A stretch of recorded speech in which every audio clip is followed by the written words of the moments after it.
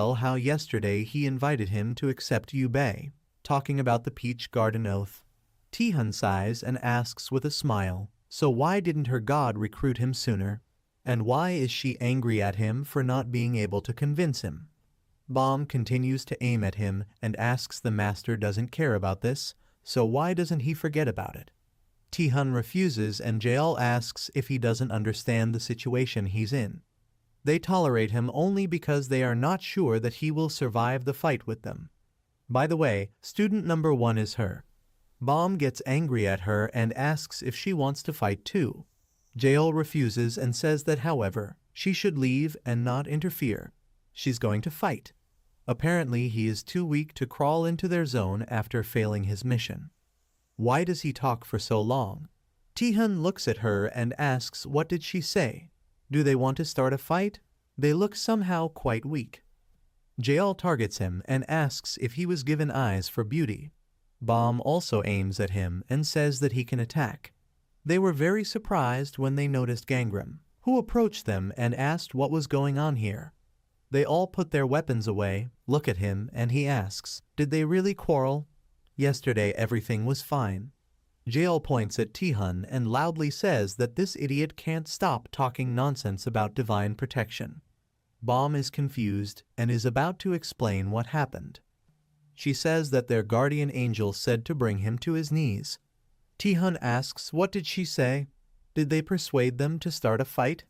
Gangram asks the girls if Zeus still wants to get him. They both nodded in agreement. He asks Tihan if his god wants this too. He agrees and says that they really want to get him. Gangram thinks about all this and is silent for several seconds. He claps his hands and says they should do this. He will accept protection from the side that wins. They were all surprised by this and asked what he said. They stare at him and Gangram is about to tell them something. He draws his sword and says that however, they will fight him. If he wins, then they will have to abandon this idea, and their gods will also have to repay him. He could use at least a ghost class item, they should give it to them. Immediately afterwards they click on the system windows and communicate with their gods. Gangram looks at them and thinks that under the auspices of the gods you can use their power, but you must follow divine revelations. However, not all orders are revelations. If a person blindly follows the instructions of the gods, without thinking with his own head at all, then in the end one can become a puppet. He's not going to take that risk. Tihan says the gods say the fight won't be fair because he's too strong. Gangram says that they can agree not to use abilities. If they can hit him at least once, then victory will be theirs. Jael agrees to this. Gangram gets into a fighting stance and says that they should hurry up then. Immediately afterwards she takes out her bow and loudly agrees. She asks with a happy expression, but will the fight end too quickly? She was very shocked that Gangram attacked him without thinking. He grabs her hand, pulls her towards him, and with a serious expression on his face says that he has no time to think about him. He told them this absolutely seriously. He hits her on the back of the head with the hilt of his sword, and Bomb points his weapon at him and loudly calls Jael. She was very surprised by what he did and looks at them. Gangram holds her sister with one hand in front of him and tells her to shoot. He ignores Tihan behind his back and says that it will be better for her if she pulls herself together. Gangram senses an attack from behind and ducks to dodge it. He threw Jael at Bomb and she lost her balance because of it, and he crouched down very quickly to dodge. Tihan throws another kick and says with a smile that he forgot about it. He looks at him with a joyful expression after this blow. Gangram jumped to the side, watches him closely and asks what he is happy about. Tihan kicks and hits the wall, but he manages to dodge the attack. He strikes back with his sword, but misses. Tihan looks at him with a smile and asks if this is all he can do. This way he will lose quickly. They both dodge a shot that hits close to them. Tihan turns to Bomb with an angry expression and asks why she is shooting him. Gangram runs up, grabs his head and slams his head very hard into the wall. Jael comes to her senses, gets up and says that she cannot let him win. Gangram very quickly turns to them, quickly runs towards them and strikes. but they both jump to the side. At the same moment, Sua, along with other students, enter this room and look at what is happening. Concerned people ask her if she thinks they need to stop them. The Yoon sisters take aim and shoot with worried expressions on their faces. Gangram easily dodges Taehyun's blow and mockingly asks if he can at least aim properly first. Bomb targets him and says there was no agreement that they couldn't unite against him. Taehyun throws a lot of punches, which he blocks and says that he will not find it too much. Sua looks at them with a small smile and says nothing. She leaves them and does something on her phone while a guy runs after her and calls her. She calls someone, agrees, thanks, and is going to say something about the address. Some time later, Gangram slams his sword into the floor in front of those he just defeated. He looks at them and calmly says that it seems they are finished. He sees no point in fighting any further. Taehyun looks at him with a serious expression, refuses and says that this is not all. Gangram sits down next to him and asks, he's not going to bother him for a whole week again, is he? He, of course, is ready to fight him, but he doesn't want to fight just because of the whim of the gods. To be honest, it disgusts him. Bomb lies on the ground with a sad expression on his face and sighs. Gangram says it might be a lot better if they just couldn't get along. Otherwise, they only pretended to become friends, but in fact they began to quarrel over their gods. He doesn't like that. Jaeol looks at him and is about to say something about the patron god, but stops. Gangram shocked her very much by asking if this god of hers orders her to kill the bomb, will she do it? He gets up and says that we need to learn to make decisions for ourselves. He looks at them with a sad look and says that they don't have to do what others say. Taehyun sits on the ground with a thoughtful expression after he said this. Bomb and his sister stand up, and she says that she accepts that they lost. She looks at Taehyun and says that she would like to apologize for attacking him without warning. Jaeol says that she wants to apologize for what she said earlier. He's a pretty good fighter. Taehyun blushed because he was praised and says that everything is fine. He was not a saint either. Johan peeks out from behind the doorway and calls to them. He goes to them and asks if he can come in to heal them. He begins to heal them and says that this is how fights end. They agree, and Gangram, who was not injured, calmly leaves this room. Taehyun says that, however, his balance was disrupted when she shot him in the shoulder. The Yoon sisters say it was really great, although it would be better if they stood closer to the front. Gangram remembers what happened and thinks that at first they fought with each other, but in the end they joined forces against a common enemy. He smiles and thinks that he is happy that they somehow managed to get closer. Sua, who is standing next to him, asks, did he plan everything from the very beginning? It is in battle that you can make good friends. Gangram turns to her and calls her name. Sua says that she called Father Johan because it seemed to her that they had quarreled very much. He agrees and thanks her for this. He asks if she is also a little uncomfortable with Taehyun. Sua waves his hand and says that this is not so, everything is fine.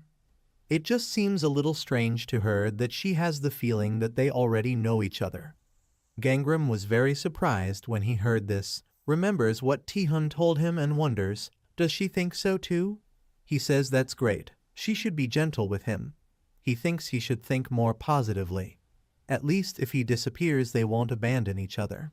At the same time, a man with long hair says that the trainees who failed in the third zone began the test in the first zone.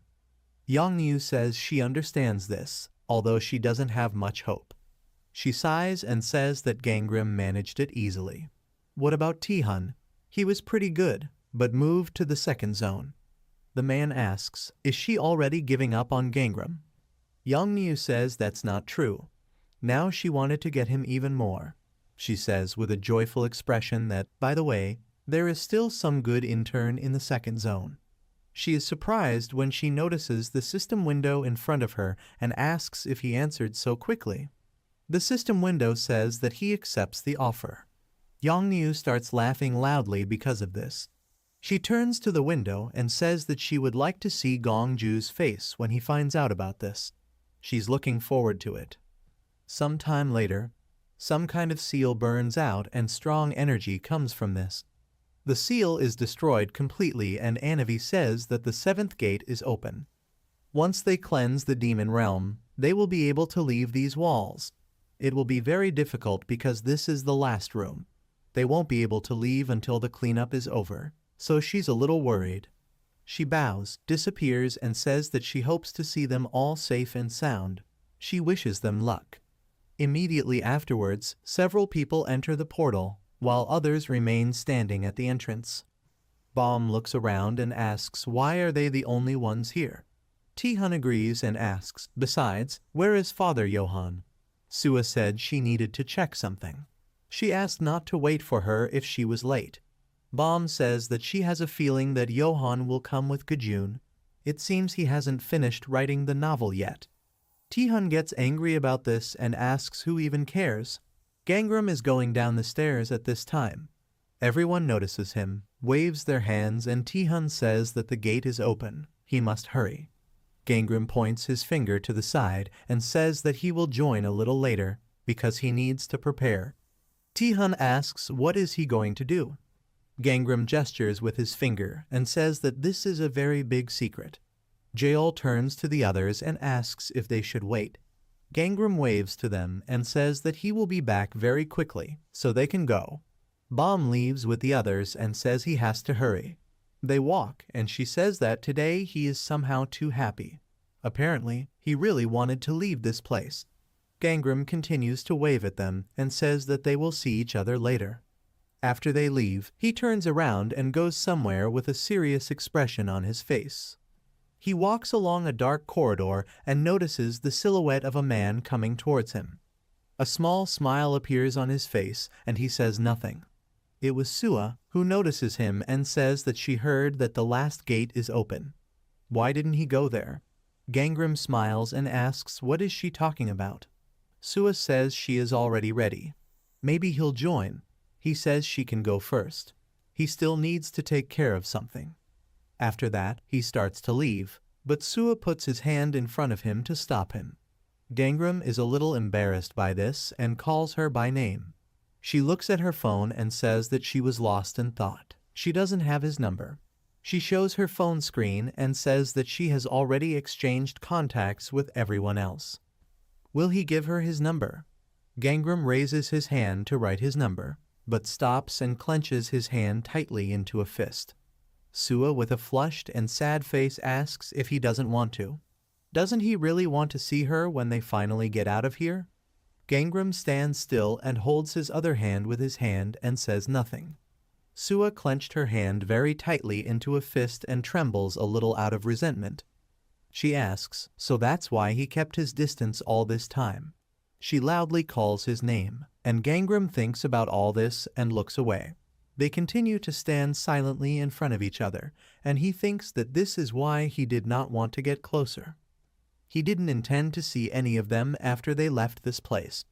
This is the only option to keep them safe when Baek Young comes for him. Sua calmed down a little and called him by name again. Gangram covers his face with his hand and says that he will now text her his number. He writes down the number and Sua looks at him and asks, he won't write down the wrong number, will he? Gangram gives her the phone back and says with a small smile that it is his number. Sua looks at him in disbelief for a few seconds and is silent for a few seconds. She leaves and says that she will believe him. She'll call him after they get out of here, so see you later. She leaves, and Gangram turns around and thinks that this will not happen. Sometime later, Yorn fires a stream of fire at him and he dispels it with a swing of his sword.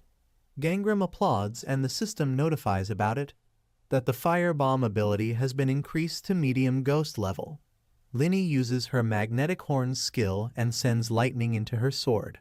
4 days later, very tired animals lie on the ground, sleep, and make quiet sounds. Gangram says with a smile that they did a good job. It's time to rest.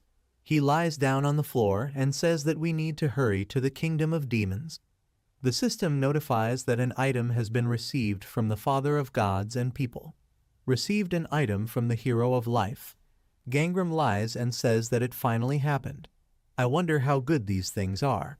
The system notifies you about this, that he received the highest dragon rank Hermes shoes, Mengzi of the highest dragon rank, medicine of life, a life medicine of the highest ghost rank. Gangram holds these things in his hands and looks at the system window that appeared in front of his face. He puts it in his inventory with a happy face and thinks that what is surprising is that these are dragon rank items. In principle, such generous gods suit him. But they're still freaks who make people fight each other. He was very scared when Anavi leaned towards him and asked if he still hadn't entered the dungeon because he was waiting for it. Gangram turns to her and greets the inspector. Anavi says he spent time training again. Is he really not going to enter the last demon realm? Gangram looks away, sighs and says that he's not going yet. What is it? The others have already finished. Anavi says she cannot talk about the progress of other participants. Gangram asks, he can't even find out if there were any failures? Anavi shakes her head in refusal and apologizes to him. Gangram, with a slightly upset expression on his face, says that he understands this. He thinks that he knew that he would not be able to learn anything from her. He stands up and says that it looks like he'll have to check it out himself. Anavi asks, is he going to do it now? Gangram says that he will do this after a little training with his beasts. Now he wants to rest. He remembers something and thinks that in a past life, as soon as people left the training center, the media simply went crazy, talking about it on every corner. Then Sua cleared the demon realm on the third morning. But now there is no news, although 4 days have passed. Gangram lies on his bed, looks at the screen of his phone and asks why no one writes anything about this. Is the cleanup still not finished? He wrote that they should answer after they left the kingdom. He thinks that after Sua's group finishes the raid, then he can enter. Suddenly a wall crashes into the wall next to his head, and this scares the animals near him. Gangram looks at this with a very surprised expression on his face, looks at this arrow and wonders, is this a messenger of space and time? In the system window, it is written that the messenger of space and time is an arrow created from spiritual power. The arrow is capable of sending messages regardless of location. A system window appears in front of Gangram and wonders who sent this. The system notifies that a message has been received from an unknown person. He is very surprised by what he sees in this system window. There was a photo of a very badly injured Sua lying on the ground. Gangram touches this system window and calls her name. He is very shocked by what happened and looks at it with very strong shock. He remembers what happened in his past life when Sua hands him the phone and tells him that she likes him. Gangram looks at her with a blank expression and asks why. She says that he has yet to use the Steel Fate ability. Gangram looks at her with a blank expression and says nothing. Xingsu sits next to him and says that he also likes that he never takes the easy path, even when it is much easier. Gangram looks away and agrees and says that he understands her. He thinks that he didn't use this ability not because he didn't want to, but because he was too weak. Or was it sarcasm? Or she wants him to pay for her injured eye. Sua asks how much time he still needs for the Viper's room. She wanted to wait for him so they could go into the last room together. Gangram hands her the phone back and thinks that he understands now. She just wants to use his ability. He says he'll call her when he's done. He leaves and wonders with a smile, does he really look like someone who would be fooled by appearances?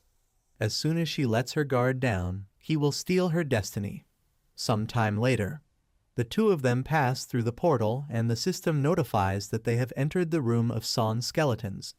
They must find the tablet and escape the demon realm. There is no time limit. They put on a headband of sawed-off skeletons. Item effects are constantly activated. There are 7 danger levels in total. Gangram was very surprised when he saw the system window, in which it was written that this was a bandage of sawn skeletons. Every 24 hours the saw will be exposed more and more. Once the saw reaches the 7th level, the part on which the bandage was found will be amputated. The more bad karma they have, the more life-threatening it will be to confirm the place where the bandage is attached. Gangram says that their bandages will be cut off if they don't cleanse the demon realm in 7 days. Sua says that he will have to hurry to find the right item. She doesn't want to be left without hands, and he is lucky because he has a bandage on his little finger. Gangram says that everything depends on karma. The worse it is, the higher the chance of losing something important. Sua turns and says it looks like the less karma he has, the better. Gangram says he doesn't even know how to measure it. She shows a thumbs up with a joyful expression on her face and says that it turns out that he is a good person. Gangram asks how can she smile in such a situation. Sua turns around and says with a smile that she wants to be a good person like him. She sighs with a small smile and says that regardless of her fate, it's probably a little late to look at these groups. But right now she just needs to be nice, right? Gangram, with a blank expression on his face, wonders if she is being honest. Is she pretending to be nice, or does she actually trust him? He remembers people who are negatively disposed towards him and wonders, did he seriously believe this? Who would even want to be on the same team with him? He brings only death to everyone around him. Will he be deceived again? Who would truly be honest with him? Sua notices something and asks what is that noise? Gangram, who is deep in thought, thinks that he is sure that she is the same as everyone else. Sua looks at him with a very worried expression and calls his name loudly. He continues to stand still while several human-like monsters are about to attack him. Sua surprises him greatly by running towards the monsters and pushing him away from the monsters. Gangram falls to the ground and sees how one of the monsters wounded her with a blow from a sword. He is very shocked by this and loudly calls her name. Some time later, Sua stands in the room and points her sword at the monsters that stand in front of her. These monsters leave, and she says that she would be faster if she knew that they were not chasing him in other rooms. Gangram sits on the floor and says that the Doom Notice windows he sees were not illuminated. Sua asks with a worried expression if he thinks she blames him for this. He misunderstood. On the contrary, he helped her a lot by telling her about the skills of monsters, so Gangram asks very loudly how he could help in any way. She suffered again because of him. He continues to sit on the floor and says that there is a forest of swords in the room. She lost her eye when she tried to protect him. He cries and says that she is much better than him. Why does she hang out with someone like him? Sua was very surprised by this and looks at him. She smiles, sighs and says that she said it was all because Gangram comes to his senses because Yorn bit his hand. He was surprised because of this and looks at the system window. He looks at the animals, who make worried sounds and look at him. He says with a very worried expression that he has to save Sua. Gangram continues to sit and thinks that this is not so. Had he forgotten why he stayed, he would put her in much more danger if he went there. The animals try to calm him down, and he thinks that it is because of his fate that those around him are in trouble. He is sure that it will be better for her if he stays here. Sua is pretty strong. He again plunges into memories of the past. She helps him up and says that she told him. She enjoys fighting his fate, and he can help her next time. Some time later, Gangram passes through the portal, and the system notifies that he has entered the room of fused skeletons. The gods who are watching him say that they must see that he has come here. Now he will definitely be chosen. Gangram thinks that in the end, he came after all. One of the gods asks why it took him so long. Did something happen to him? Gangram asks if they know where Sua went. The gods ask, and this is his first question, why would they tell him this? They will say if he recognizes one of them as his god. True, he should worry more about himself. Gangram looks at the bandage on his neck through the reflection in his sword. He notices similar bandages on his arm and thinks it's on his neck, wrists, and ankles. The gods say that he is surprisingly calm. His head will be cut off if he does not clear this room in 7 days.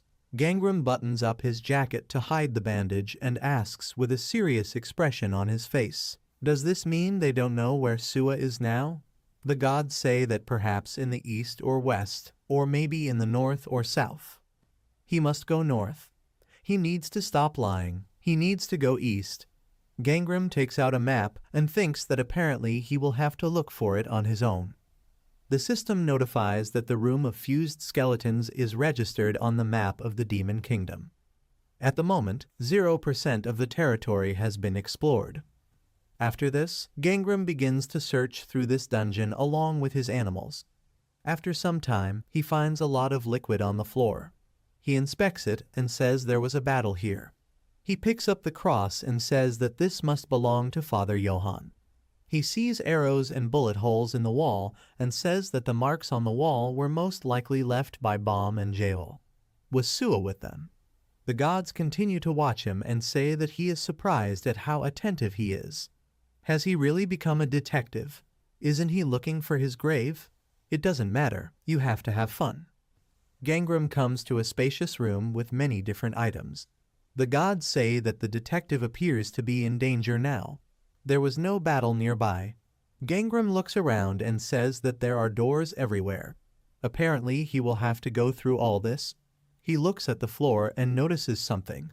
He sees a cross left on the floor and asks if this mark is a clue. Where did they go? He looks around and thinks that if the cross means that they did not go this way, then there must be a different mark on one of the 3 doors. This does not seem to be the case.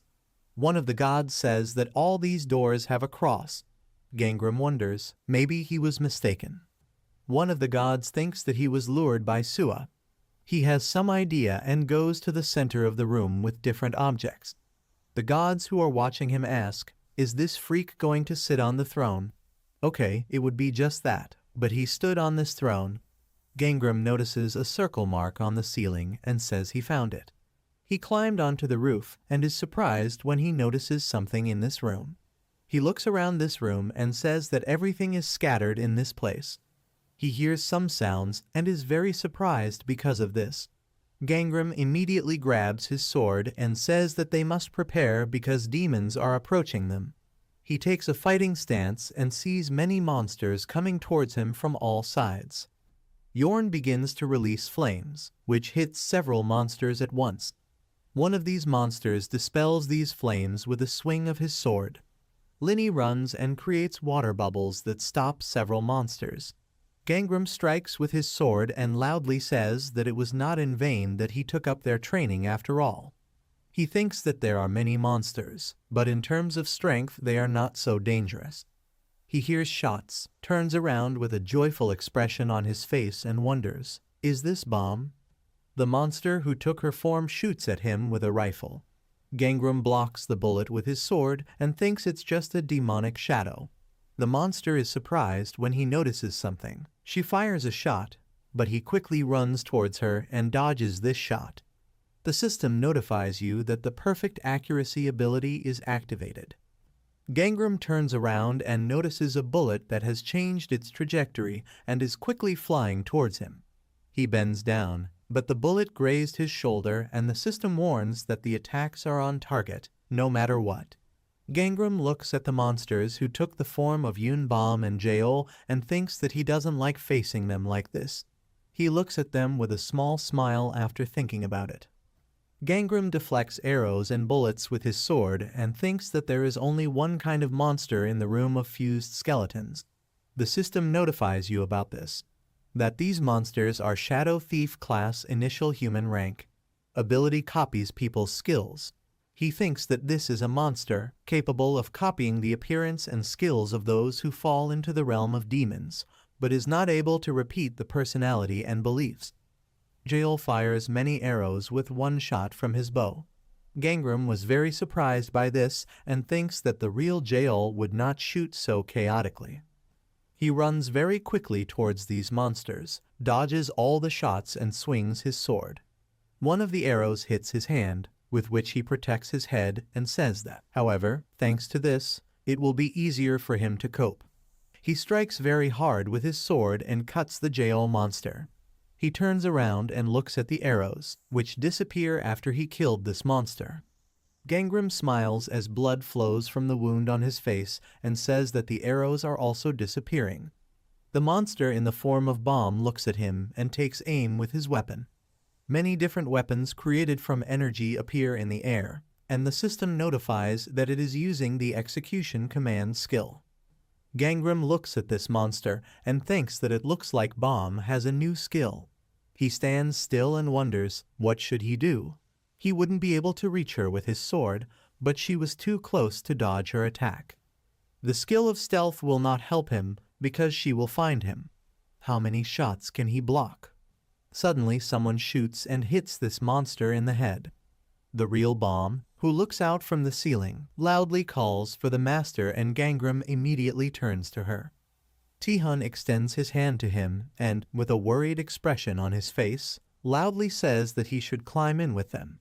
He helps him up to this floor and asks if he is injured. Concerned Bomb asks the master how he feels. Gangram holds his stomach wound and says that he's fine, it's not that bad. She asks, with a worried expression on her face, maybe she should at least put on a bandage. Gangram says no need, he has everything he needs. He puts his sword back into his inventory, looks around and wants to say something about this place. Bomb says that she feels like the room next to this one is a prison. Gangram asks what does she mean. He remembers what he saw in the system window and asks, is Sua there? After some time in the prison, which was next to the room, Gangram was very surprised when he saw something in this room. He sees a very badly injured Sua sitting against the wall and calling her name. He opens the door and calls her name very loudly. Bomb runs after him and asks what happened there. Gangram approaches Sua and looks at her with a very scared expression on his face. Bomb remembers what happened and says that it seems that he himself understood. But the monsters in this demon realm, the monsters are able to copy their skills. They dealt with them, but as soon as I heard the sounds of the drum, new monsters appeared. On the second day they found out by chance. After that, she pauses and plunges into memories. The monster in the form of Sua hits Jaeol on the shoulder very hard and a worried Bomb calls her sister's name. Tihun stands in front of the other two shadows, turns to them and says that they must hold out a little longer. He can handle them. He is surprised when he notices something strange with the monsters. Bomb in the present says that the damage that a real person receives is transferred to the shadows.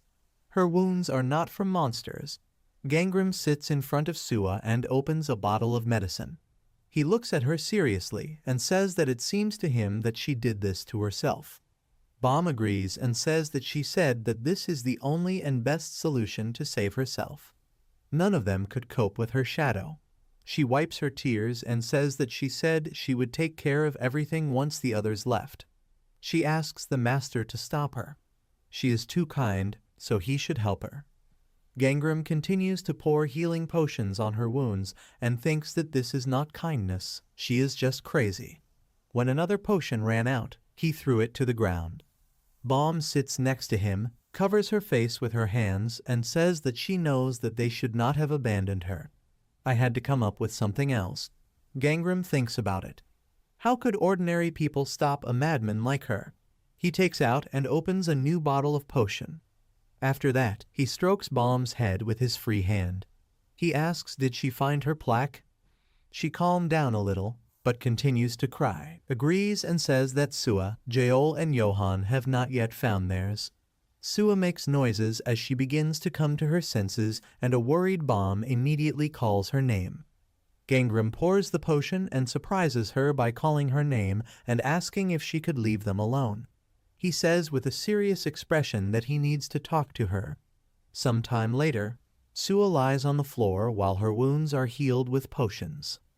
She slowly opens her eyes and is very surprised when she notices Gangram, who is healing her with potions. Sua immediately grabs his hand and asks what he is doing. Gangram says he needs to talk to her. She agrees and says he should take the medicine away. She reaches for the dagger that lies next to her and says that if she is healed. She pauses and stabs the dagger hard into her leg, much to Gangram's surprise. She cries, her body shaking due to pain, and says that the others will be in danger. She raises her hand with the sword while the other holds his hand and is about to say something. Gangram lets go of the medicine bottle, stops its blow by grabbing the blade with his hand and says with a serious expression that he said they needed to talk. Sua was very surprised by what he did. She tries to remove his hand from the dagger blade and loudly says that he should let it go. Gangram says she must let go first. They still have a little time before the next drum beat. Sua sits silently for a few seconds and thinks about it. After that they threw this dagger aside. She says with a sad expression that he said he won't come. Gangram says he didn't say that. Being late does not mean not coming. She sighs because of this, and he asks why did she do this. She would have been able to defeat her own shadow. Sua refuses and says she couldn't get over it. He seems to know why she couldn't handle it. He can see the window of her destiny. Gangram looks at her and the system notifies that the fate detector ability has been activated. He was very surprised by what he saw in this window of fate. He clenches his teeth very hard and wonders why everything has changed so much. In the system window, it is written that the ability Bloodthirstiness of the class Ghostly Fate is tertiary rank. The power of the skill increases upon contact with human blood. The more often a skill is used, the stronger the addiction to it becomes. If the opponent loses due to this skill, it will affect karma. Ability Severity of Karma, tertiary rank Divine Destiny class. The more karma points the user receives, the more the basic characteristics will increase. Gangram looks at this and wonders why she got these two skills now. In his past life it appeared later. This is somewhat reminiscent of his destiny stealing skill and Naamyujun's killing impulse. The more often this skill is used, the more power it gains. But she now has fewer bandages of fused skeletons than in her previous life. He looks at the bandage on one of her hands and thinks that means she didn't use those skills. But on the other hand, her shadow has no reason not to use this skill. Gangram says that it seems like her shadow must have gotten stronger every time it appeared. He thinks that a monster that can calmly use the Bloodthirst skill is definitely something to be wary of. They sit in front of each other for a few seconds and think about all this. Sua attracts his attention with her hand and says that he should leave her and take the others away. Gangram asks, what will happen to her then? She covers her face with her hand and says that it doesn't matter anymore. He puts his hand on her shoulder, calls her by name and says that she should look at him. He notices Sua closing her eyes with a very tired expression on her face and calling her name loudly. He continues to hold her and asks loudly if she is going to die here. Sua opens her eyes, calls his name and says that she's just feeling a little sleepy. She lay down on the ground and says that she will leave here right after they all leave this place. Gangram is very worried about her and looks at her with a very sad face. Some time later, several people walk by this place, notice him and call him by different names. Johan says it's great that he's here.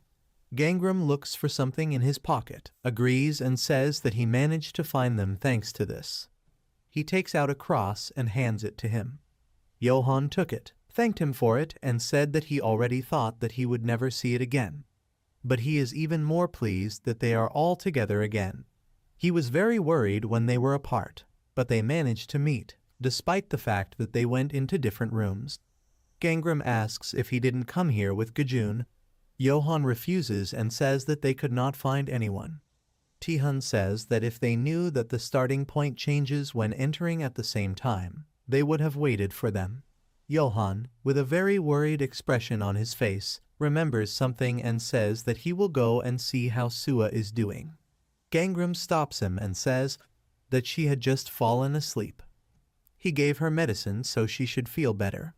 Johan asks, does that mean he saw her? Immediately afterwards they all look down with very sad expressions on their faces. The Yoon sisters try to cheer everyone up and say that she is confident that they will get out soon. Of course, because now the master is with them. Tihun says it sure sounds cool, but if his shadow is here, it won't be easy for them. Bomb says that for now the shadow won't be stronger than the original like Sua was. Jael says that her shadow is very similar to her. Does she think it all depends on what skills they have? Gajun walks around Gangram and looks at it from different angles. He notices this and asks what's wrong with him. Gajun, with a slightly flushed expression on his face, points to something and says that he has a nice decoration on his neck. He removes his collar with his finger, and Gangram is embarrassed by this and tries to hide it. Yoon's sisters are very worried about this and ask the master what's wrong with his neck. Does this mean he will die? Gangram says he should just leave before everything happens. It's already been a day since he got here. Baum pulls his sister and Taehyun by the arms and loudly says that they need to deal with this now. Johan immediately agrees with her. Gangram follows them and tells them that they must stop. It will be better if those who have just arrived rest, and those who were here. Jaeol turns to him and says that he is actually injured. She pokes her finger into his wound, causing him to feel great pain, and says that he should stay here and watch. If people from other regions come, then someone must protect Sua. Johan says that he thinks it would be better to leave 2 people. Gajun immediately says that he wants to stay with him because he is a little tired. Johan agrees to this and says that he relies on him. Gangram wants to stop them, but they don't listen and leave. They close the door behind them, and one of them says that they need to synchronize the card in advance. After they leave, Gangram sits down and asks, since they are here together, can he answer his question? Gajun asks what he wants to know. Gangram asks why they chose this particular room to settle down. He asks with a serious expression why they left Sua in prison. Gajun says she chose this place herself. She said that perhaps her shadow would become weaker because there were no plants here. Gangram thinks the metal axe is destroying trees. He's right, this place will weaken Sua because her element is wood. But leaving someone in such a deplorable state on a cold stone floor. He doesn't finish the thought and looks at the floor. Gajun asks with a small smile, are these all the questions he had? He goes towards him and says that since he is the main character, then perhaps he should ask something more important. They both look at each other with serious expressions and remain silent. Gangram looks at him and asks why he sent him this message. Gajun says he can do it when he wants. This means that he still guessed that it was him. Gangram asks if he will answer his question or not. Gajun says that they can't be without the main character. So they got worried because he hadn't come here for 4 days. He sits down on a stone next to him and asks if he has gone crazy. Gangram looks away with a thoughtful expression on his face and is silent. He covers his face with his hand and says that, however, because of him, he knew that Sua was in danger. Gajun agrees and says that he knew he would appreciate it. Gangram was surprised when he thought about this and asked how he ended up with a messenger of space and time. For an intern, this is already too much expense. Gajun winks and says it's a secret. However, if he wants to find out, he could. Gangram is very embarrassed by this and says that he does not need it. Gajun asks, however, he really heard something interesting. Doesn't he want to know it? Gangram turns away from him and refuses. Gajun lay down on a stone and says that he thinks that he would already know, since he is a regressor. But it doesn't seem like he foresaw this situation. He wonders what has changed. He thinks that he has really become too strong. Gangram turns to him and says that if he's going to keep saying this nonsense, it better be. Gajun interrupts him by humming a tune and asking if he really wants to lose his body parts. He shakes his hand and asks how much karma he has accumulated. After that, they are silent for several seconds. Gangram looks at him and asks what is he talking about.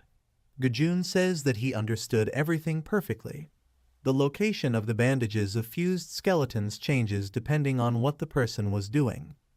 The more bad a person has done, the more life-threatening the location of the bandage. He raises his hands. There were 2 bracelets around his wrists, and he says that he also did a lot of things, so they want to deprive him of his writing. The more karma a person accumulates, the stronger the shadow will be. Gangram asks, so what does he mean? Gajun says with a happy expression that he is just having fun. He hugs his neck and says that it's funny that he did so many bad things despite always trying to seem good. He wonders what will happen next. He wonders what happened in his past life. He gets up very quickly and calls his name. There are finger marks on Gajun's neck, and he says with a crazy expression that he is very curious. What is he really like? Gangram is a little surprised by this and looks at him intently. He thought about it and says that he is a criminal. Gajun laughed very loudly, hitting himself on the legs and saying that this is impossible. Does he seriously think that he will believe this nonsense? Of course, something like this would be quite original. However, most often the main characters are victims. He would really like to meet his shadow. He is sure that it is very strong. He hides a lot, so? Gangram sits with his head in his hands and says that he should shut up. Gajun smiles and says that he will shut up if he tells him an interesting story. He looks at him with a joyful expression on his face and asks, maybe something from a past life? Or a prediction for the future? Gangram sighs, looks away and says that he already said. He is not what he thinks he is. Gajun says that then he can start guessing, and he will answer whether he is right or wrong. Gangram is very tired of his behavior and says that they can just talk about his childhood. At the same time, someone is watching them through the system window. Anavi says that they are glad that they were given the opportunity to observe the realm of demons. Is he also worried about Gangram? Gongju says of course it is. Sungti goes to them and speaks to the team leader and says that he brought the files he asked for. The more they try to understand Gangram, the more mysterious it becomes. Gongju turns to him and asks what did he find. Sungti looks at what he brought and thinks about it. He hands it to him and says that there is nothing there. He has no criminal record. He is an ordinary person.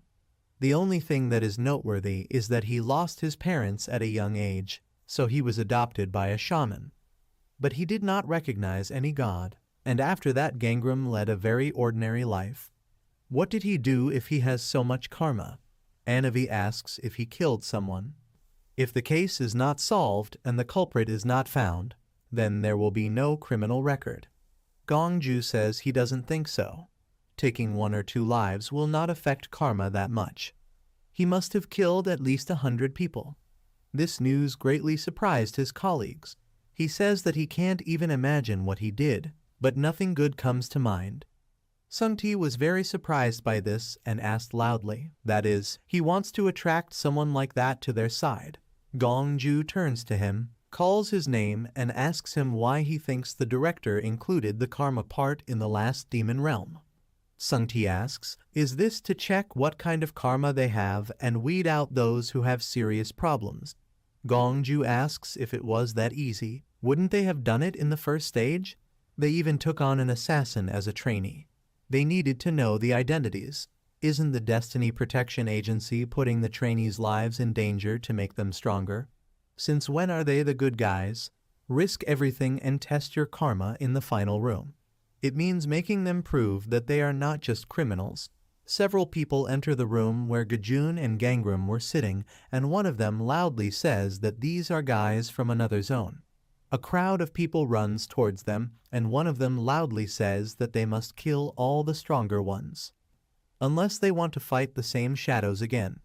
They immediately begin to fight against the people who entered this room. 6 days after the opening of the room of fused skeletons, the blades that come out of the bandage dig into Bomb's ear. She screams due to severe pain and grabs her ear, and Gangram notices this. The blades from the Tihun bandage dig into his fingers, and he quietly says that it hurts a lot. Gangram turns to him and asks if the two of them are okay. He agrees and says that everything is fine. Gangram takes out 2 syringes, one of which he hands over to Tihun, and says that the bleeding is pretty serious, so he should take it and inject himself with some. It wouldn't be cool if it didn't heal properly, so they shouldn't use healing agents. They should leave the room quickly. He sticks a syringe into Bomb's ear, and she says they haven't found his and Sua's plaques yet, so they can't leave. Gangram says that then they should rest until they feel the painkiller has worked. He'll check the next room, and they should be here. Bomb tells the master that there is nothing complicated about this. Tihun agrees and says they can go together. Gangram tells Linny that he should also stay and look after them. It will return before the next drum beat. Some time later, he walks through the room where papers were scattered on the floor. He looks around and thinks that he would have already found everything if the signs were in the same places as in his previous life. He notices something that attracts his attention. Gangram sees the monsters and thinks they are the remaining shadows. The number of times they avoided the shadows increased as the days passed. The monsters run towards him, and he immediately gets into a fighting stance. The enemies still recover, so there is no point in wasting energy on a room that has already been examined. Gangram engages these monsters and fights several shadows. He continues to fight, and the gods who are watching him say that this is amazing. He seems to be very strong. He copes with everyone with ease. It scares. I wonder how strong his shadow would be. Gangram defeats another monster and thinks that it worries him too. He still hadn't seen his shadow. He is very surprised when he notices something in this room. He notices a sign on one of the shelves and wonders, is this it? He comes closer and examines it and thinks that it is the same color that Sua had in his previous life. Suddenly the barrier that surrounded the sign disappears, and this surprises him. A plaque protected by a barrier, only the owner can touch it. He picks it up and the system notifies that he has received his plaque. Gangram squeezes this sign very tightly and grins because of it. He looks at it with a very sad expression on his face and says nothing. He puts it in his pocket and thinks that he is lucky for all sorts of horrors. The system notifies that he has fulfilled all the conditions. The training will end as soon as he leaves with the sign. Gangram turns around and thinks that there is someone here. The system notifies that he activates the skill heightened senses. He hears someone saying that he should get up quickly because there is someone outside. He has to protect her, so where does he go? Gangram recognizes this voice and opens the door, surprising several people and greeting them. People calmed down when they saw him and called him by name. The girl says that they didn't see him, he probably came late. Gangram agrees and says that she guessed right. The girl asks if he wants to go with them. Other people agree and say they believe him. It would be cool if he went with them. Gangram is confused by this and says that he was actually looking for Sua's plaque. Maybe one of them saw this. The guy sitting on the box asks, is she still here? Didn't someone say they saw this? Gangram asks who was it. The other guy says that however, he has already left. He calls Sangwon and says that this person was from his team. Does anyone know where they are now? Gangwon looks at him for a few seconds and doesn't say anything. After that, he throws him some kind of scroll and says that he only knows which team they are on. Everyone looks at him with joyful faces and says that he is great. Gangram thanks him and looks at the map he threw to him. The system notifies that the frequency of checks in the demon realm has been changed. It returns map and says that they were all seriously damaged. What happened to them? Did they encounter guys from other zones? The guy sitting on the floor says it's not like that. It was a shadow. It was one monster, but very strong. Because of the mention of this shadow, everyone became very sad, and he says that this monster simply distinguished itself from all the other shadows. Every time they discovered a body, everything became completely different. Other people say he even vomited. It was the monster who behaved like something unknown when he died. For sure, it was terrible. After all this, the monster hung over the corpse. This shadow could use the skill of an already dead person. Gangram realized that it was his shadow and was very surprised because of this, but did not say anything. Someone in this room says that this did not happen on the first day they entered. But then it appeared. Sangwon agrees and says it happened around the fourth day. Surprisingly, this monster has bandages around its neck and all its limbs, so it can't be confused. He was very surprised when he realized and saw something. He looks at Gangram with a very surprised expression on his face and asks when did he come to this room. Immediately after that he turned to him and looked at him with a frightening gaze. Sangwon reaches for his arm and says that it looks like he has bandages on both ankles and on his wrists too. Gangram abruptly pulled his hand away from him, and this surprised him very much. Sangwon looks at him with a shocked expression. calls his name and asks him to show his neck. He raises his voice a lot and asks if he can't hear him or what. Concerned and incomprehensible people look at them and ask what happened. Does he mean that that shadow belongs to Gangram? This is impossible. Sangwon looks at them and says loudly that you can't be sure. He points to Gangram and says loudly that everything fits in time, and this shadow is as strong as him. And this shadow has bandages all over its body. Everything is just like his. Gangram doesn't say anything and just looks at him. People worried about this begin to quietly discuss it among themselves. One of the guys goes to him, calls him by name and asks if they can see his neck. They need it so there is no misunderstanding. Gangram points to his neck and says that even if he does have a bandage around his neck, it doesn't prove that it is his shadow. Sangwon is very worried and loudly says that he should shut up and show his neck. They must see everything for themselves. People who stand next to them ask, is it really so difficult for him to show his neck? The shadow is not his, right? So what is he afraid of? Does he really have this ability too? Gangram doesn't respond to this and Sangwon asks why he's silent.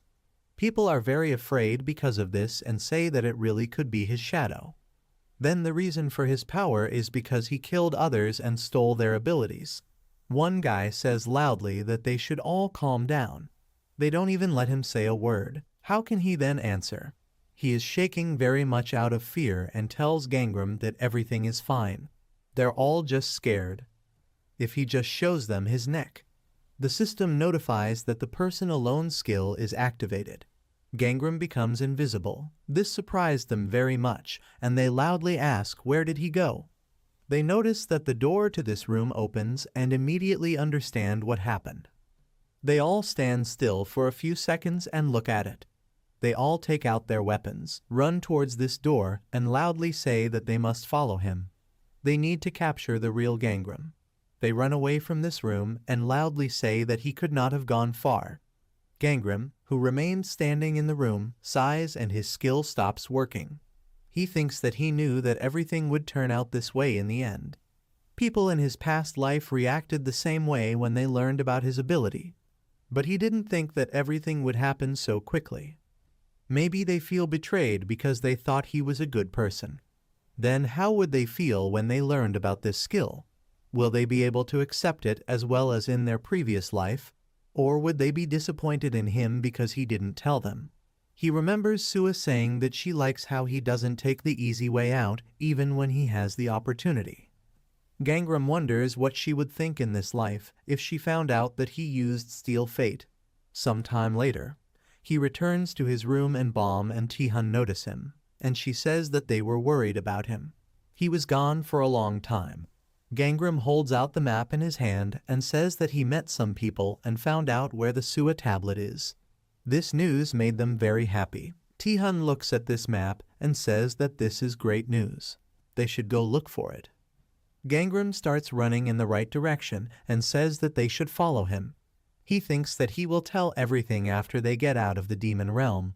Some time later, the three of them come to a place where trees grow.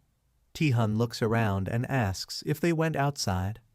Bomb looks the other way and says that it is somewhat reminiscent of an indoor garden, although the size here is amazing. Gangram with a serious expression says that they don't have time for this. They have to start searching. Immediately after that they started looking for the tablet in this garden, and the gods say that this place is really huge. It will take them a lot of time to search.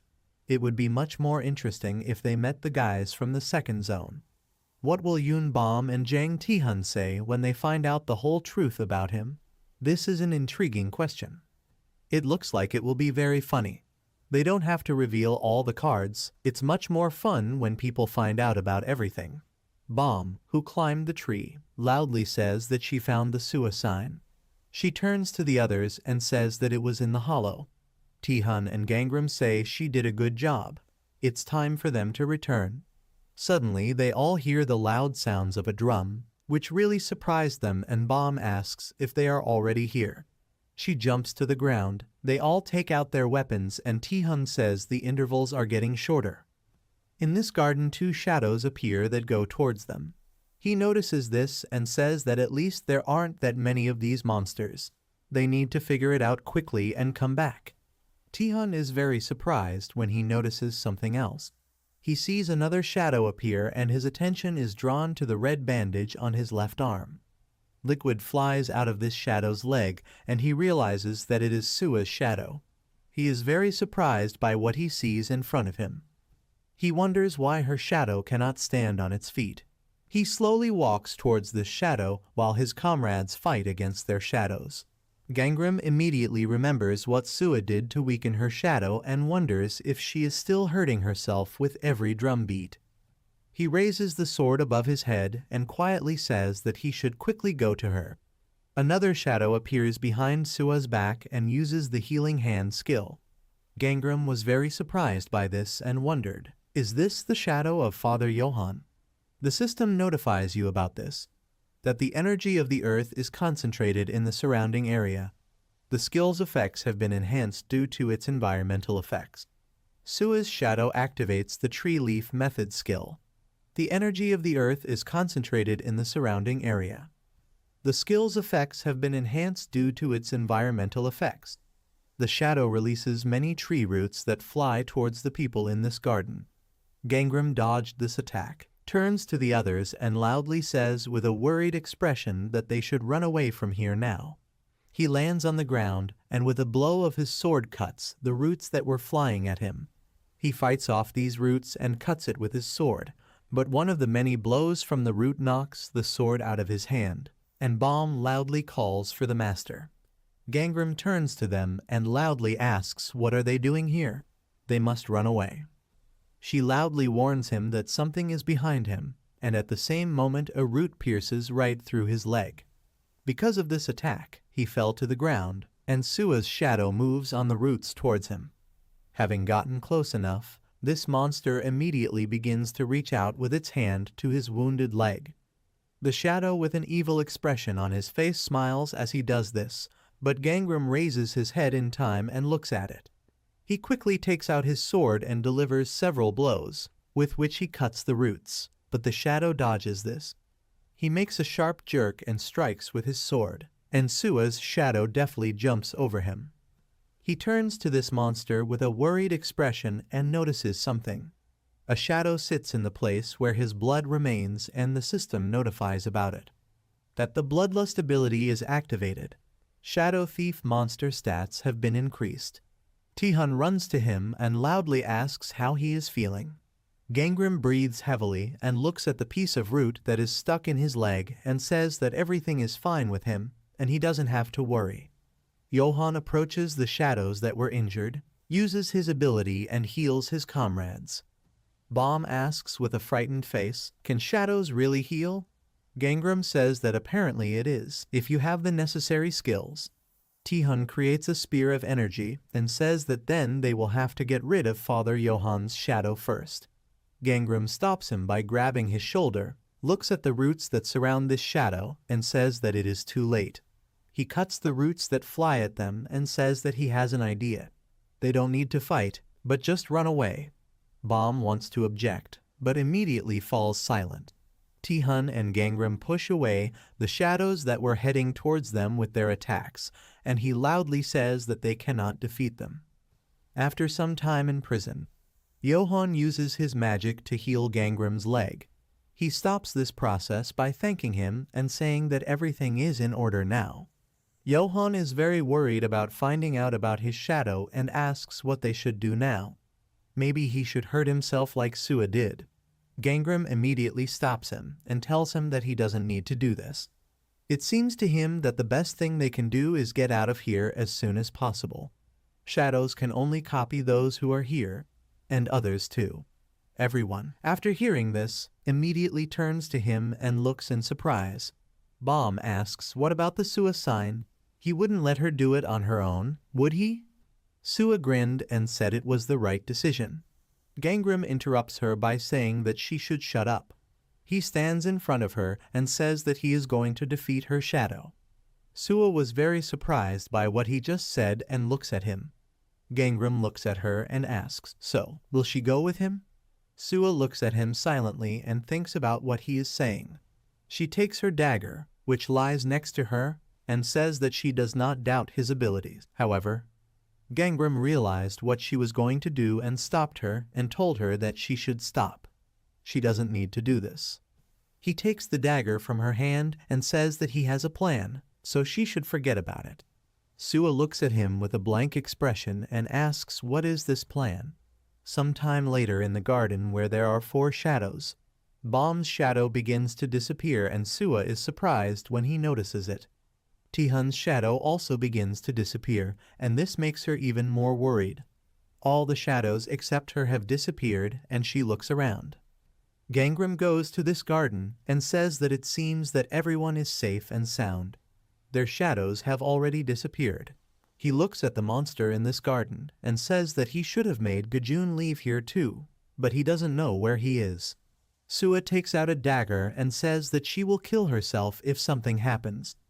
Tihan immediately snatches this dagger from her hand, refuses and asks where she is pulling out all these weapons from. He takes out his sword and says she doesn't need to do this. He knows that she thinks he can't win. Sua looks at him silently for a few seconds and thinks about it. She grabs his sleeve and says that she believes him. A small smile appears on her face and she says that they will get out of here together. Gangram was surprised by what she said and silently looks at her. They both smile and he nods in agreement. He turns invisible due to using the skill alone, runs towards the monster, and says that he will finish this as quickly as he can. Gangram runs very quickly towards the monster in the garden while he is under invisibility. Sua's shadow is surprised when he notices that he has disappeared. With a worried look, she begins to look around to find him. Gangram appears in front of her and strikes with his sword unexpectedly. He immediately uses invisibility again and runs out of the way. He walks behind him and stabs Sua's shadow on the shoulder with his sword. She turns around, but Gangram immediately uses invisibility. She begins to create many roots that she gathers around herself. He strikes with his sword, but the shadow immediately stops his attack with roots. He looks at the monster with a calm expression and thinks that he knew that she used the tree leaf method to protect herself. He begins to run away in the other direction from this shadow, but the monster immediately sends roots in his direction. She misses with her attacks, and Gangram dodges and the system notifies that he used achievement points. Agility increases to level 30. He moves very quickly between the roots and dodges all attacks from this monster. He stops when he notices several roots pointing in his direction. He bounces to the side and lands on one of the large roots.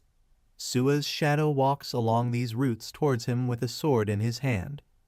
This monster stops in front of him and looks at him with a small smile. A fiery energy appears in front of Gangram, and he says with a smile that it makes him nervous.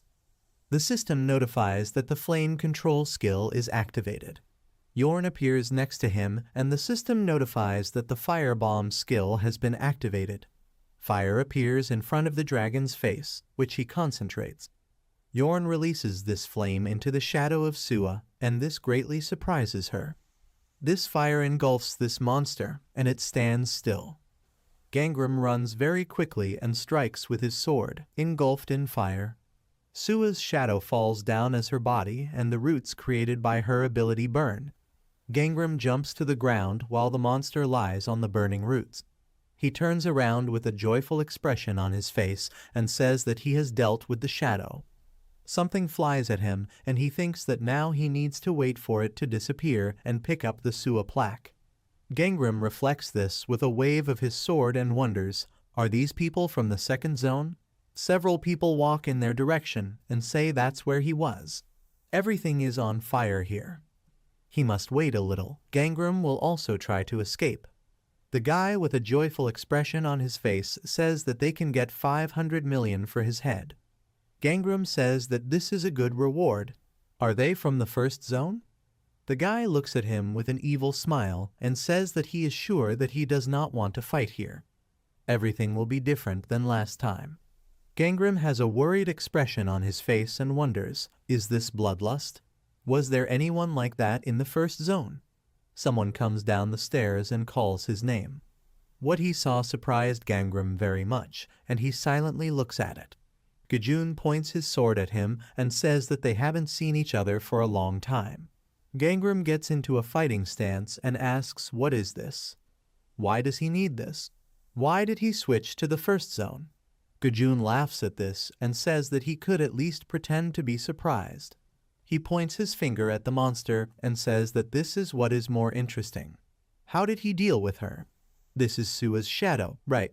There are much simpler options, but he, as usual, chose the difficult path like a true protagonist. He looks at it with a crazy expression on his face and says that this is very funny. Gangram is very surprised when Gajun hits one of the guys who was with him. He looks at him as blood flies near him and says that he is completely different from him. The guy holds on to the wound on his shoulder and loudly asks why he did this. Gajun smiles and says that he doesn't like these ideas with two main characters. He puts the sword on his shoulder and says that maybe he should have been some kind of minor character and would be some kind of double spy. Not bad idea. And that messenger of space and time was also part of the plan. Gangram points his sword in his direction and says that this is nonsense. He felt his bloodlust even before he arrived. Gajun looks at him with an angry expression and asks, is this true? The guys who came with him look at him with very worried expressions on their faces. He turns around, unsheathes his second sword, and says that even if Sua harmed herself for this mission, he was still going to fight him. This is not at all what the main character would do. Gangram looks at him and asks, so what does this mean? Gajun stands with his back to him and says that he is on his side. 3 guys run to him and call him a traitor. Together they begin to fight these guys and easily defeat them. Gajun calls Gangram's name and he immediately turns to him. He holds one of the guys by the throat and uses the decomposition ability. He kills this guy and throws him to the ground at his feet. This greatly surprised Gangram and frightened the other guys, who were lying wounded on the ground. Gajun says with a happy expression that he must finish things properly if he wants to use his skills. Gangram looks at him with a surprised expression and asks where did he hear that from. Gajun goes to him and tells him that he shouldn't dwell on nonsense. He wants to see how he uses the Stealing Fate skill. Gangram gets angry at him and loudly says that there is no way he will do this. He never. He does not have time to finish because they notice the dark energy that appears next to them. They notice a shadow appearing next to them and Gajun says that he was hoping it would be fun. Either way, it looks like it's just one shadow. The monster releases a very strong energy, defeats one of the guys, and Gajun blocks this attack. He looks at this shadow with a joyful expression and wants to say something about it. Gangram's shadow runs towards him very quickly and with one very strong blow of his sword throws him back very hard. Gajun crashes very hard into the wall and coughs up blood from the damage he took. Gangram looks at this with a very surprised expression on his face and wonders, did Gajun win with one attack? Despite the fact that nothing was visible because of the smoke, he can definitely say that it is his shadow. He begins to panic very much about what is happening, and Gajun loudly calls his name and tells him that he should not be distracted. He must steal destiny. How else is he going to defeat his own shadow? The shadow points a finger at him and Gangram thinks he was right. He remembers what the people in the room said about him and thinks that he needs to steal his destiny before the shadow does. He releases magical energy from his hand and the system notifies that the ability to steal fate is activated, stealing all destinies within the zone. Gangram comes between Gajun and his shadow and thinks that he must destroy it. The system notifies him that he is spending achievement points to increase his characteristics. Mana, endurance, agility, and sensitivity are increased to the 30th level, and strength to the 29th level. Gangram stands in a fighting stance in front of his shadow and thinks that he will succeed. The system notifies that the combat instinct skill is activated. He thinks that his shadow cannot kill him, because it will die if it does so. A sight of energy appears in front of his eye, and the system notifies that a warning has been received from the combat instinct. The enemy is too strong, no weaknesses have been discovered. Gangram was very surprised by this and wondered if this monster really has no weaknesses. His senses are too heightened due to his fighting instinct. The shadow approaches him and slowly raises his sword above his head. It strikes very sharply with the sword, and Gangram realizes that he cannot move. He blocks this blow with his sword, and a large amount of energy is released due to this very strong attack. The system notifies that this is a shadow thief of primary human rank. Ability: copies people's skills.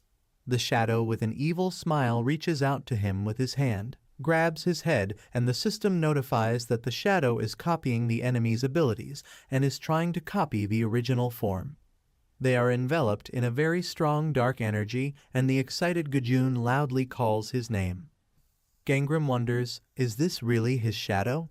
He plunges into memories of his childhood, when he sat on his mother's lap. His father asks loudly, "What do you mean they don't know? How can they call themselves a doctor?" The doctor asks him to calm down. After that they got into the car and drove somewhere. They come to a place where there are poles with masks. The shaman says that she told them that he would feel better only when he let God into his body. Mom asks, "Aren't there other options?" The shaman says that unfortunately there is no such thing. The god who wants to take possession of him is too powerful. Gangram hears the voice of a god who tells this child that he must accept him. He looks up and asks Mom, what does this mean? God says this is his destiny. His mother says that this means that he will become a messenger of God. Gangram says he will do it then.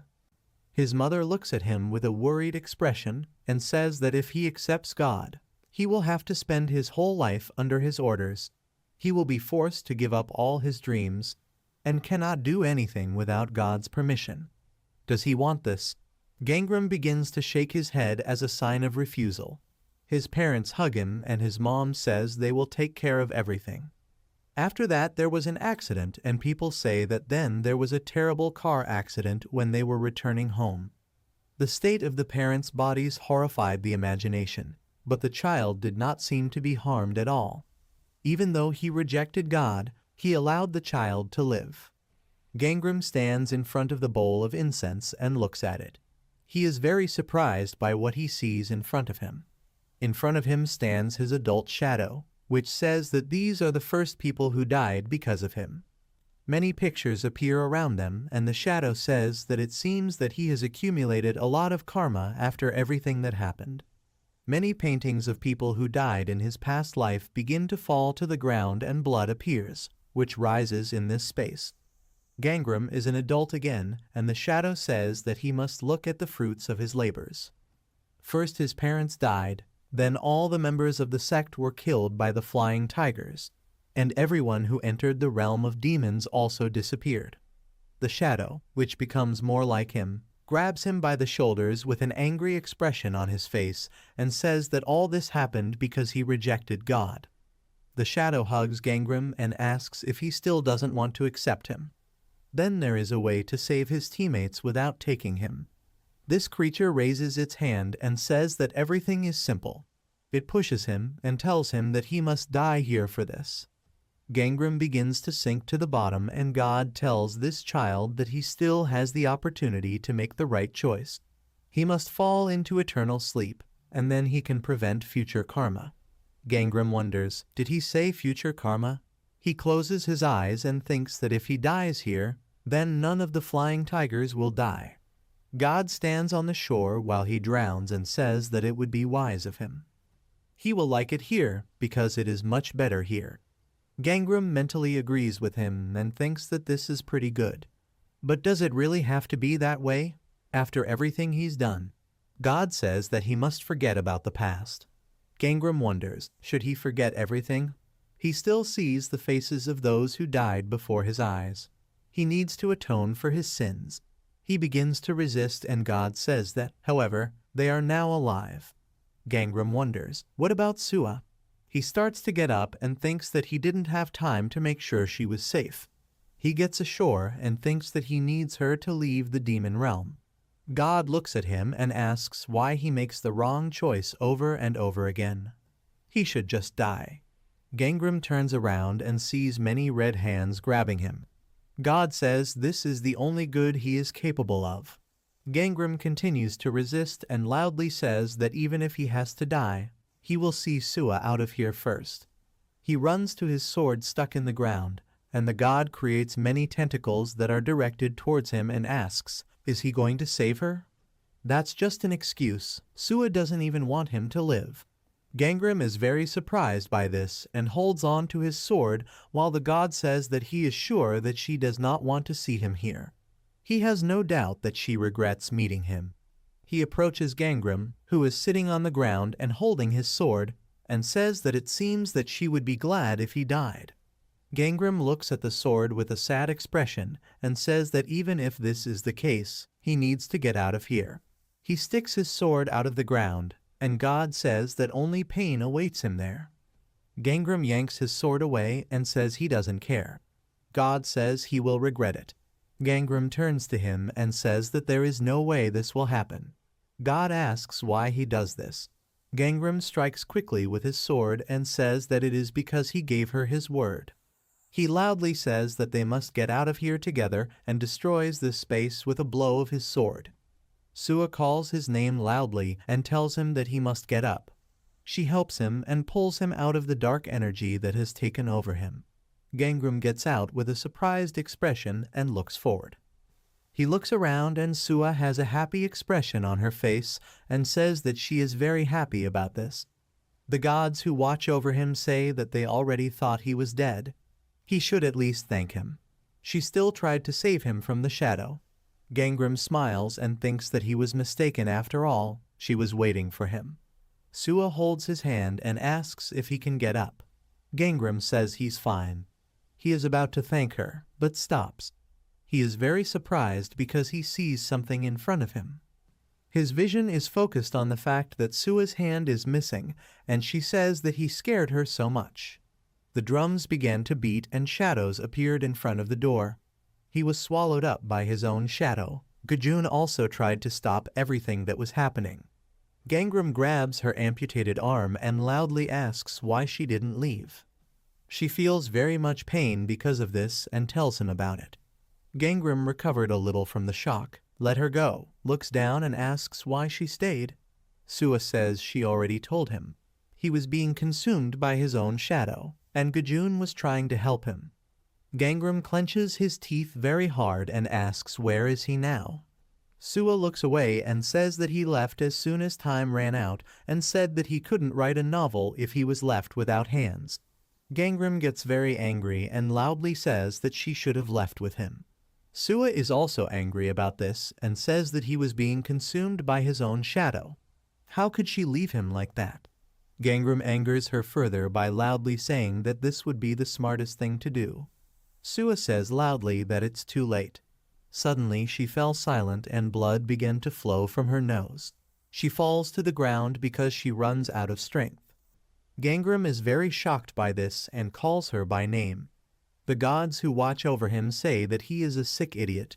Why is he yelling at the one who saved him? She held on to the sword even though she had lost her arm. She is not an ordinary person at all. This girl struck a shadow, lost consciousness, was able to wake up and continue the attack. Gangram silently looks at her and is about to help her up. He looks at her palm, which was bruised from the sword, and thinks that he is a stupid idiot. Why did he decide to take his anger out on her? He remembers something and says that now is not the time for this. He begins to lift the body of Sua, who has passed out. Gangram sighs and says that it looks like at least it's over now. He doesn't notice the energy that is gathering behind him, picks up Sua and says that they need to get out of here. He stops when he notices the voice he heard in space earlier, which says that he must return. He won't hurt him. Gangram turns back sharply with a frightened expression on his face. His shadow uses the beast creation skill and says that however, if he decides to leave, he will die right here. Gangram looks at what is happening with great surprise and wonders. Is this not the end yet? He grits his teeth hard and thinks that this time he needs to be sure that he kills it. He calls Linny and Yorn, who immediately come running to him. Gangram puts Sua on the ground and says that they must protect her.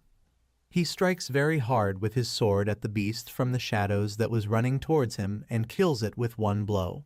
He continues to attack beasts from the shadows, which continue to be activated by the Create Beast skill. Gangram stops in front of his shadow and says that if he attacks him, he himself will suffer. A healing effect appears around the shadow and the system notifies that the regeneration ability is activated. Gangram was very tense because of what he had just seen. He gets into a fighting stance and thinks that he even stole the healing skill. The shadow releases energy from his hand and asks this child why he is resisting. Why does he strive to worsen his karma? Why is he trying to do something for which he will not be praised anyway? Gangram, with a very serious expression on his face, defeats the beasts created from the shadows. The shadow releases a large amount of energy, which turns into claws to attack. Sua regains consciousness, looks at what is happening, loudly calls his name, and says that she asks him to survive. Gangram grips his sword very tightly, which he holds above his head.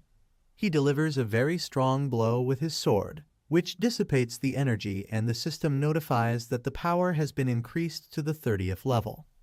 All characteristics have reached the 30th level. He fulfilled all the conditions for the second sign. The dark energy around him begins to disappear and a bright light appears. The system notifies that the zodiac is unlocked. Gangram looks at this with a surprised and happy expression and thinks that this is a zodiac skill. With this, he will be able to overcome the shadow. The shadow asks this child, is he still clinging to hope? Gangram looks at the images created from the energy in front of him and thinks that this voice does not stop, despite the fact that time has stopped. A voice tells this poor child that he can look at how pathetic his zodiac is. The system notifies that his zodiac sign is rat. He has access to a new ability related to the zodiac. The voice says that this is the weakest of the zodiac signs. This skill will do nothing to help him become stronger. Gangram points his hand towards the image of energy and says that his zodiac sign was predestined. He is trying his best to get rid of the misfortune that has befallen him. A rat created from energy appears behind him, and the system notifies him that he has received the ability to squeak from a cornered mouse. Gangram smiles and says that, however, even this way he can handle it. The shadow in front of him is created by many beasts created by his ability, and the voice says that he cannot escape with such a weak ability. Gangram calmly puts his hands to his sides and looks at the animals that are about to attack him. All these animals bite him in different parts of the body, and he screams, but still continues to smile. A voice asks him why he is smiling. The system notifies that his health is below 10%. Activating the squeak ability of a cornered mouse, a very strong energy emanates from Gangram, which throws all the animals away from him. He goes forward and the system notifies about it. That the ability of the squeak of a cornered mouse, human destiny, primary rank, allowed to grow stronger in the face of danger. A huge penalty will be imposed for using the ability. Gangram very quickly rushes to the attack and says that the rat, although the weakest animal of the zodiac, he stabs with his sword and says loudly that, however, there is nothing more terrible when cornered than a rat. He finishes the blow, but the shadow jumps to the side and dodges the blow. This shadow looks at him worriedly and tells the child that he will die anyway. The system notifies that the combat instinct skill is activated. Gangram quickly runs towards this monster and loudly says that he has already told him that even at the cost of his life, he will help Sua get out of here. He strikes very hard and fast with his sword and hits the hand of this monster. Blood begins to flow from the shadow's wound and it screams loudly due to pain. It immediately creates a hand of energy and says that he must understand that his efforts will lead to nothing. It turns into a huge dragon, and the system notifies that the dragon transformation ability is activated. The system notifies that the rat is afraid of the dragon. Gangram looks at this with great surprise and fear. The shadow says that even a person who had the abilities of a dragon was powerless against it and died. The shadow moves very quickly towards him and asks, so why does he then think that he will be able to defeat him with the rat? Gangram covers his face with his hand and says that he just chose the most beautiful thing. He takes the sword out of his inventory and says that he was just expecting a dragon to appear here. The system notifies that the blade of generational dominance, a blade that dragons fear. The head of an ancient winged lizard is depicted on the hilt of the sword. Gangram thinks that the blade of generational dominance is used to fight the dragon. Energy appears around this sword, and he says that, in this situation, it is better to be a rat. The system notifies that a dragon has been detected. The blade's attack power has increased significantly.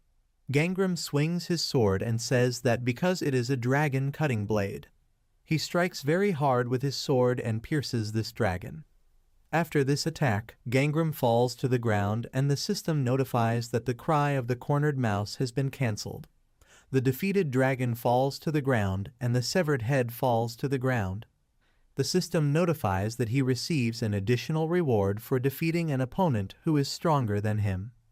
Fate class upgraded from Human Fate secondary rank to Ghost Fate tertiary rank. Gangram lies on the ground next to his sword, which is stuck into the ground. He feels very strong pain and the voice again calls him a child and asks if he wants to survive. If so, then he must accept it and he will grant him life. Gangram's ears are bleeding and he thinks that he knew that these were his hallucinations, considering that he still hears that voice. He tries to raise his hand, but begins to lose consciousness and thinks that this means he will die like this. If he knew that he would go through all this and still die in the end. Will Sua be able to get out of here?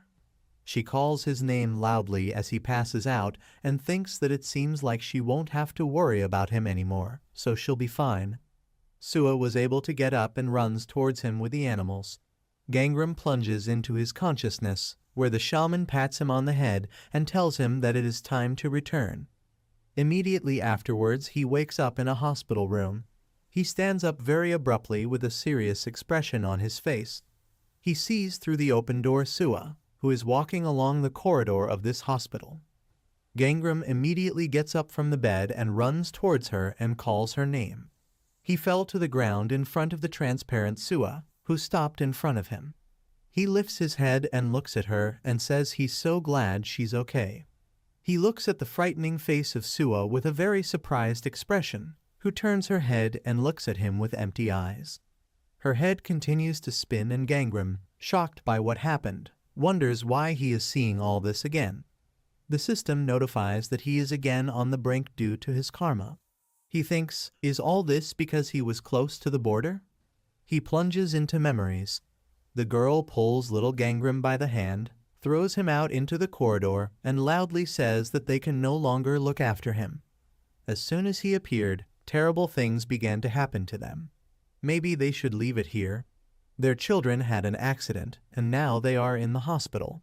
Everything happened because he refuses to accept God. God asks how long will he run away. He must accept it. It's all because of him. The reason for their suffering is because he rejects him. Some time later, several people bring Gangram to some place and lead him through the gate. He passes through the barrier that was placed at the entrance.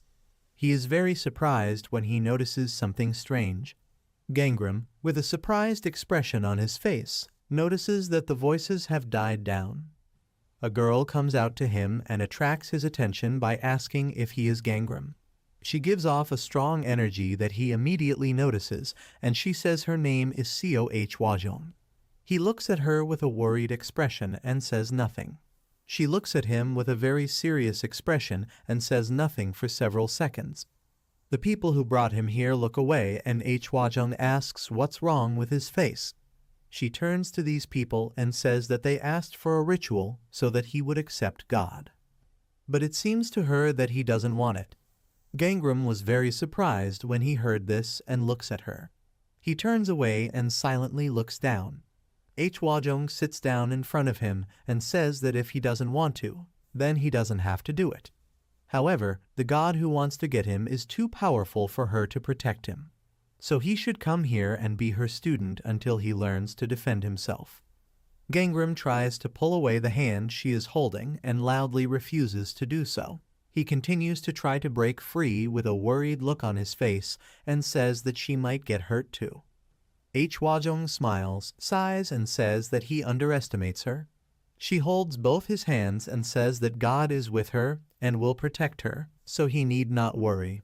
He might be in pain now. She hopes that someday everything will change.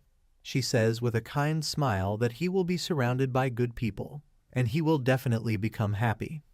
Gangram thinks that she began a ritual to suppress divine energy, and while he lived with her, he stopped seeing spirits. But when a person creates karma and approaches the border, he begins to see what he should not and hear what he should not. And then, when he finally crosses the border, he will die. There is an unknown person behind this border who says that he must come closer. He reaches out his hand and tells this child that he must come even closer. Some time later, Gangram slowly opens his eyes in the hospital room. He sees Yorn and Linny standing next to him and asks, "Is this a dream?" The girl doctor who stands next to him tells him that this is not a dream. He finally woke up a month later. He should try not to move too much, because he might faint. Gangram asks what's wrong with Sua now. The girl turns to him with a kind smile and says that everything is fine with her. He stood up, stroked Linny, and said that this makes him happy. The girl says that if he waits a little, she will call someone. Moreover, she allows him to recover. Gangram, in addition to this girl, sees several spirits in this room. He thinks the test results were good. Awakened ones heal much better than ordinary people. What he cared about was the window of his destiny.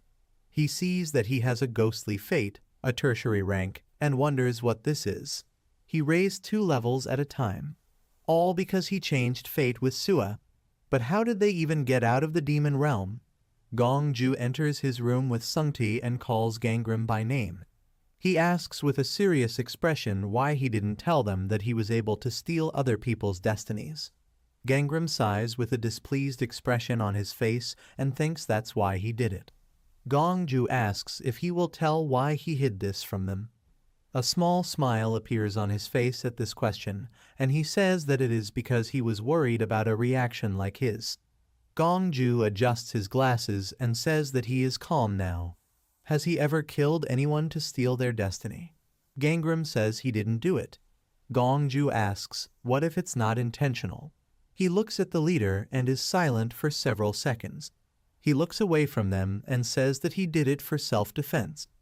And they all signed a contract upon entry, agreeing that injury and death could occur due to conflict between trainees or monsters. He didn't kill anyone without reason. He notices that Sungti is looking at him with an angry expression on her face and thinks that after all, murder is murder. That's what he seems to be thinking about. This is probably a normal reaction. Gangram asks what will happen to him. He raises his head and asks, will he be punished? Gongju surprises the two by congratulating him and saying that he got the highest marks among the trainees. Sungti asks the manager with a worried expression if he really wants to hire such a dangerous person. Gongju doesn't turn to him and tells him to shut up. He holds out his hand and says he has an offer for him. Gangram asks what kind of offer is this. Gongju says that he is offering him an official position in the second team of the Destiny Protection Agency. Gangram was very surprised by what he had just heard and immediately changed his mind about shaking his hand. He says that he asks to forgive him, but he has no desire to accept this offer. Gongju was very shocked that he was refused and looks at him with incomprehension. Gonti gets very angry about this and asks loudly if he even realizes how great an opportunity this is. Gongju looks at him with a very angry expression and slowly says his name to stop him. Gonti calmed down and stepped aside, and he says that he understands that they too unexpectedly offered this to someone who had just come to his senses. He hands over a business card and says that he should rest for a few days and then contact them. He is sure that he will want to see his family and freshen up. Gangram took the business card and says that he is not eager to work for. He doesn't have time to finish because Gongju leaves and says that when he is discharged, he must go to the training room. There's something he should know before he leaves the training center. He snaps his fingers, winks with a joyful expression on his face, and says that they will see each other again. They left, and Gangram wonders, is he being offered a job at a destiny protection agency? However, given that they were so insistent in suggesting it, they should not be aware of its purpose. If they find out, they will do anything to try to make him work for them. Sometime later, Gangram got dressed, leaves the room, and thinks that first he needs to find Sua. He enters the room, looks around, and calls her by name. He sees that she is lying on the bed in this room. He comes closer to her and looks at her severed hand. Gangram feels guilty about this and looks at her with a sad expression on his face. He closes his eyes and turns his head away. He was very surprised that a system window appeared in front of him, in which it was written that an aura of murder had been detected in the fate of Sua. Gangram looks at this with a shocked expression and asks, how is this possible? In his previous life, he doesn't remember her having such strong death energy. Unexpectedly, an item flies out of his inventory and the system notifies about it. That the Compass of Fate item is activated. This item is enhanced by the power of the barrier. Because of this, Gangram begins to see many scenes related to Sua and feels that he has a very bad headache. He sees Sua coughing up blood, and someone says that Gangram will not come here. A girl whose face is not visible due to interference stands in front of her and says that he doesn't even know that she is here. She sits in front of Sua and says that she doesn't understand her. He abandoned her, so why is she trying to die for him? Gangram wonders if this is the future. The unknown girl says that it doesn't matter what she does. He will die anyway. Sua looks at her with a very angry expression and says that she won't even dare lay a finger on him. Gangram looks at what is happening with a very surprised expression on his face and wonders what is happening here. An unknown girl kills Sua and says that in that case they should say goodbye. Gangram looks at this with a very surprised expression on his face and cannot say anything. He falls to the floor from the shock of what he saw and wonders, in a place he doesn't know about, will Sua die again because of him? He reaches for the compass, which is hanging in the air, and thinks that this cannot be. Gangram grabs this compass and thinks that you can't rely on the compass alone. We need to find out what's going on.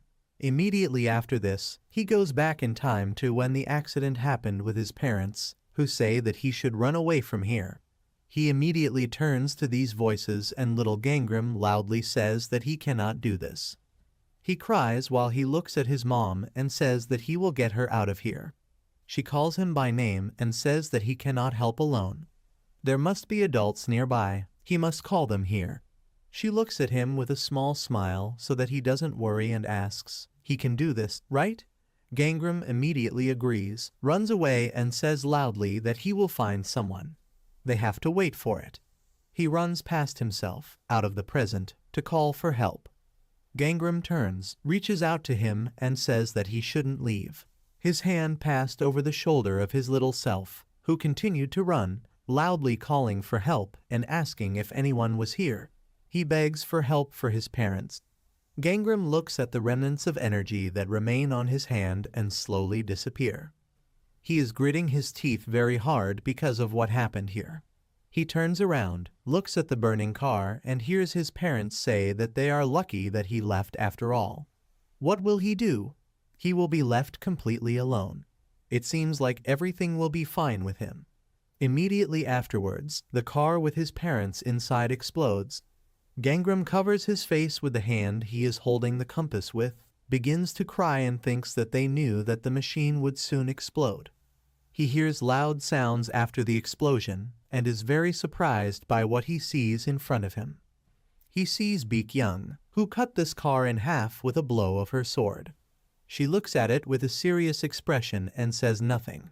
The system notifies you that the Compass of Fate item is being disabled. Gangram returns to the ward and wonders, was it Baek Young? He is very shocked by what he just saw and wonders what just happened. Wasn't it just a normal accident? Did Baek Young set this all up? He is shaking very much because of anger and wonders if it turns out that she is also involved in the murder of Sua in the future that he just saw. Gangram is very worried and tense because of everything he just saw. He is knocked out of his thoughts by the fact that Sua makes sounds in his sleep, and this distracts him from it. She continues to sleep with a calm face, and Gangram leaves the room and closes the door behind her.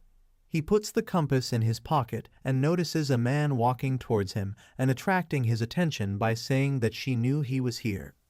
Yongniu walks towards him with flowers in his hands and greets him with a joyful expression.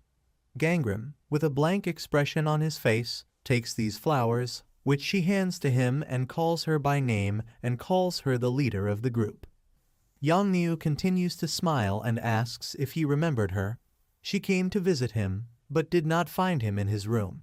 She looks aside and says he cares about Sua a lot. As soon as I woke up, I immediately went to visit her. It seemed to her that she, too, was worried about him. She was greatly surprised when she saw them coming out of the demon realm. She lost her arm, her whole body was wounded, but at the same time she was able to pull it out. It must have been very difficult. Yongniu continues to smile and says that she doesn't want to disturb the two of them. She will leave soon, but he needs to tell him something. Work at a destiny protection agency. In the first team, not in the second. Gangram immediately says that he is not going to work for. He doesn't have time to finish because Yongniu, with a serious expression on his face, says that if he agrees, she will return Sua's hand. Gangram was very surprised by what she just said. He wants to ask, but Yongniu interrupts him and says that she cannot say this, but she will be able to return her hand. But this will only happen when he joins them. Gangram wonders if she can really return Sua's hand just like that. There are omnipotent gods who are able to regenerate body parts in a couple of years, but now such people simply do not exist. He knows ways to return her hand using objects, but it will take a lot of time. But if he gets a job at an agency, then all his plans will fail. He asks how long he will have to work. Yongniu asks with a joyful expression, probably a year. But the longer the better. Usually, candidates are required to start work immediately, but she may give him a couple of months of grace period. If only he would answer her right now.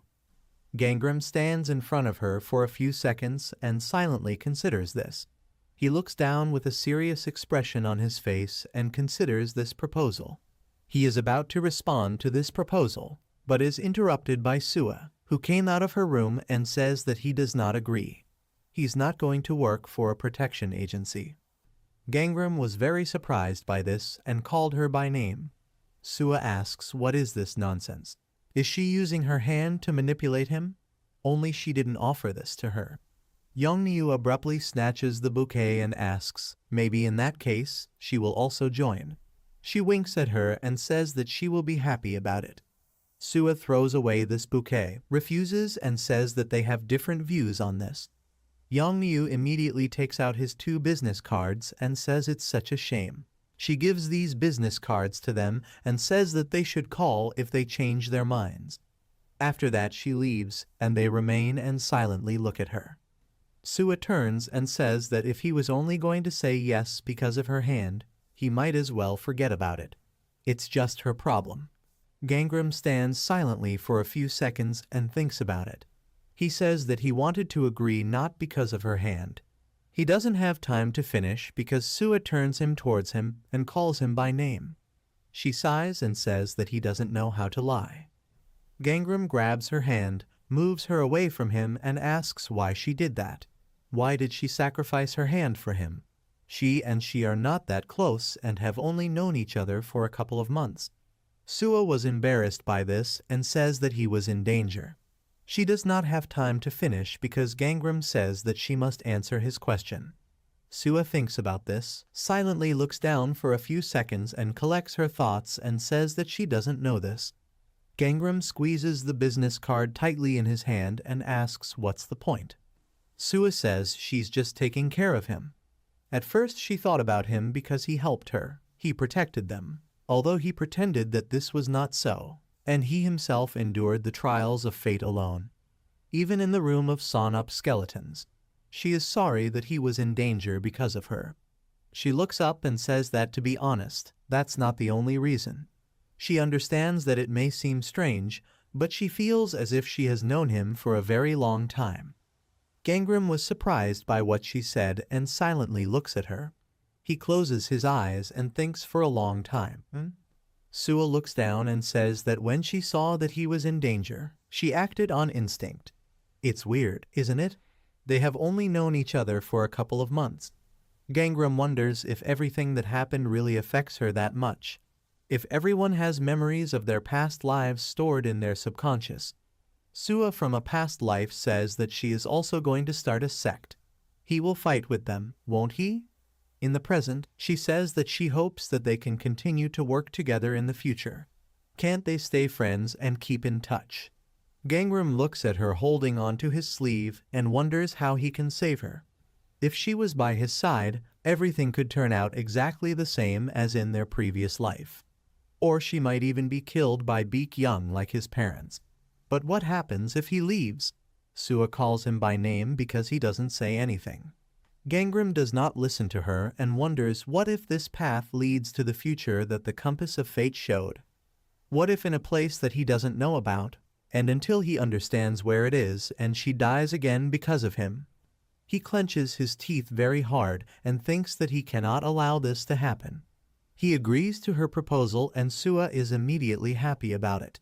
She says that she has heard some rumors. They say that like-minded hunters also create sects. And it seems they are called awakened hunters. How about joining them? Gangram turns away and says that if he wants it. Sua says it's great with a happy expression. She will not leave him until he agrees. Besides, once he gets in, he can't get out whenever he wants, okay? Gangram smiles and thinks that this reminds him of the past. In a past life.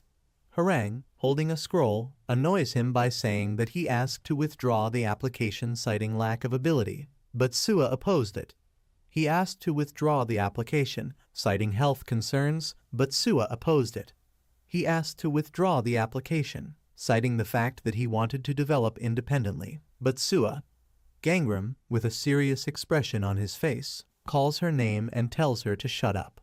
In present time, he thinks with a smile that even when he said that he would leave because of remorse, she rejected it. He says that he is sure that he will not succeed. Johan peeks around the corner, notices him and calls out to him loudly. He cries with a joyful expression on his face as he runs towards him and loudly says that he has woken up. They shake hands and Gangram says that they haven't seen each other for a long time. Johan says that he is very glad to meet him. He came here alone because he didn't know if he had come to his senses, but he was sure that the others would also like to see each other. Sua, with a joyful expression on her face, wants to fold her hands in front of her, but forgets that she has lost her hand and says that it is true. Everyone must be really looking forward to it. Gangram is very confused by what he just saw and looks at her with a shocked expression on his face. Sua says that she will go into the room, change clothes, and come down to them. She leaves with a happy expression on her face and asks will he look after him? Johan agrees to this and looks at a very sad Gangram. He doesn't listen to them, keeps looking at the floor and thinks that he needs to find a solution as soon as possible. They go towards the elevator and Johan says that this is where they belong. They get into the elevator, and he says that there is a training center downstairs where they were. He is sure that everyone is already tired of waiting. They were all very worried. It was the same when he was pulled out of the demon realm very wounded, and when the question of his unique strength arose, he asks him for forgiveness. He probably doesn't feel comfortable talking about it, right? Gangram says that's not true. Everything is fine. He wonders, come to think of it. His abilities are now known to others, right? He leans his elbows and asks, more importantly, is he okay with this? I mean, he hid the fact that he had these abilities. Johan with a kind smile says that of course this is so. He knows what a good person he is. Gangram was surprised by what he said and silently looks at him. At the same time in the training center, Tihun sits at the same table with the Yoon sisters and says that first you need to enter this demon realm, and he doesn't finish speaking because he notices Gangram and calls him. Yoon's sisters also notice him and call him master. Bom was very happy to see him and immediately hugged him. She cries with joy and says that they were very worried that he might die. Tihun says that he is very glad that he woke up. Gangram asks why are they still here. A whole month has passed. Jael and Tihun simultaneously say that everything is clear. They were waiting for him. Gangram thinks that they all treat him the same, even after learning about his abilities. He says they should have left with the others. Bom gets angry and refuses and says that she won't even say hello to them anymore. They are very angry, even after they saw everything. Gangram asks, did something happen? Tihun is embarrassed and is about to say something, but the angry Jael loudly says that it's all about these people. They tell him what happened 2 weeks ago. People say that now gradually more and more people are leaving the hospital. He is glad that everyone is on the mend. But as for Gangram, they say he is still unconscious. Sangwon says it's great. There is no point in releasing a freak like him into society. He's better off dead. Bom gets angry at what he said and walks towards him and asks if he can repeat what he just said. Sangwon turns to her and asks if that's true. Gangram is actually a killer. She grabs him by the clothes, but he still says that he is sure that he is leading them around with him only in order to one day steal their power. Bom immediately throws this freak to the ground and hits his back very hard on the floor. This attack causes him to cough up blood due to severe damage. She looks at him with a very angry expression and says that he has no right to talk about him like that. Tihun runs to them and asks her what happened here. Sangwon says loudly that he is going to call the killer what he is. They probably also heard what ability he was hiding. Tihun heard this and became very angry at what he said.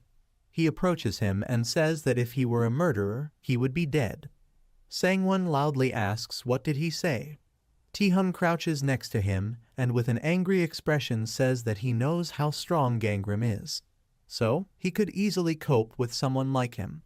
Jael turns to the rest of the people and says that first of all, if the master was truly a murderer, everyone present here should have died in the room of uttered sins of the demon realm.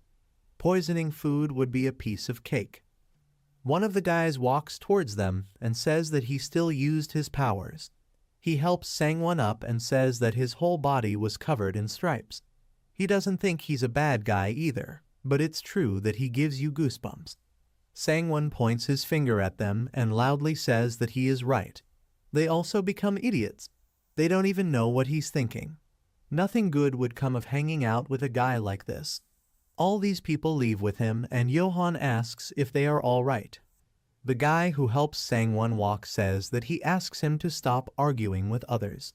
Jael says that after all this time he received help from them. Gangram looks down and thinks that something like this happened. Bom says with a determined expression that he doesn't have to worry about it. No matter what they say, they will still follow him. She is still faithful to him. Gangram asks what does she mean. Tihun asks if he should join them anyway, right? Jael says they are going to practice together before opening day.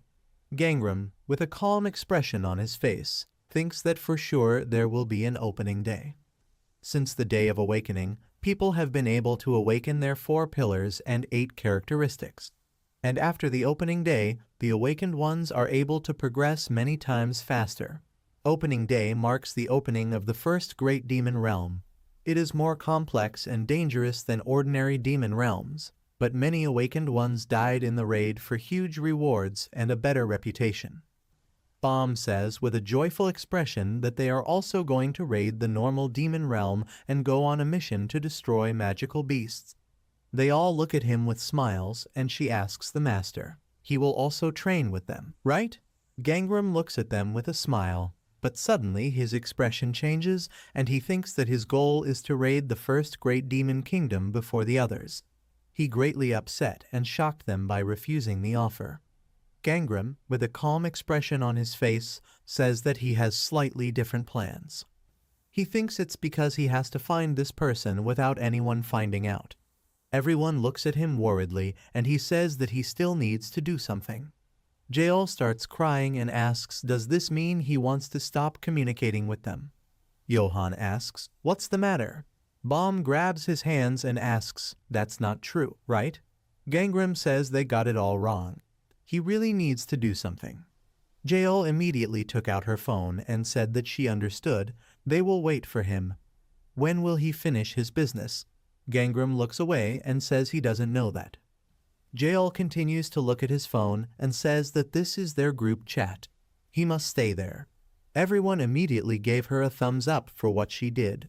She immediately wrote in this chat that the master was here and everyone started sending happy emoticons.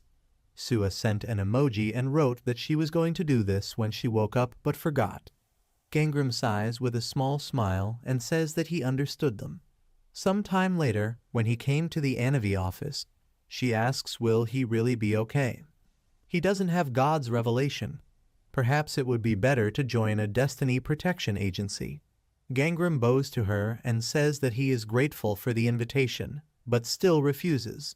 The little man who brought him coffee was very surprised by this. Gangram thinks the revelation is like a quest. While shamans borrow the power of the gods, they cannot ignore the revelation of the god, which is their commandment. The goal of the gods is to make their names sound everywhere.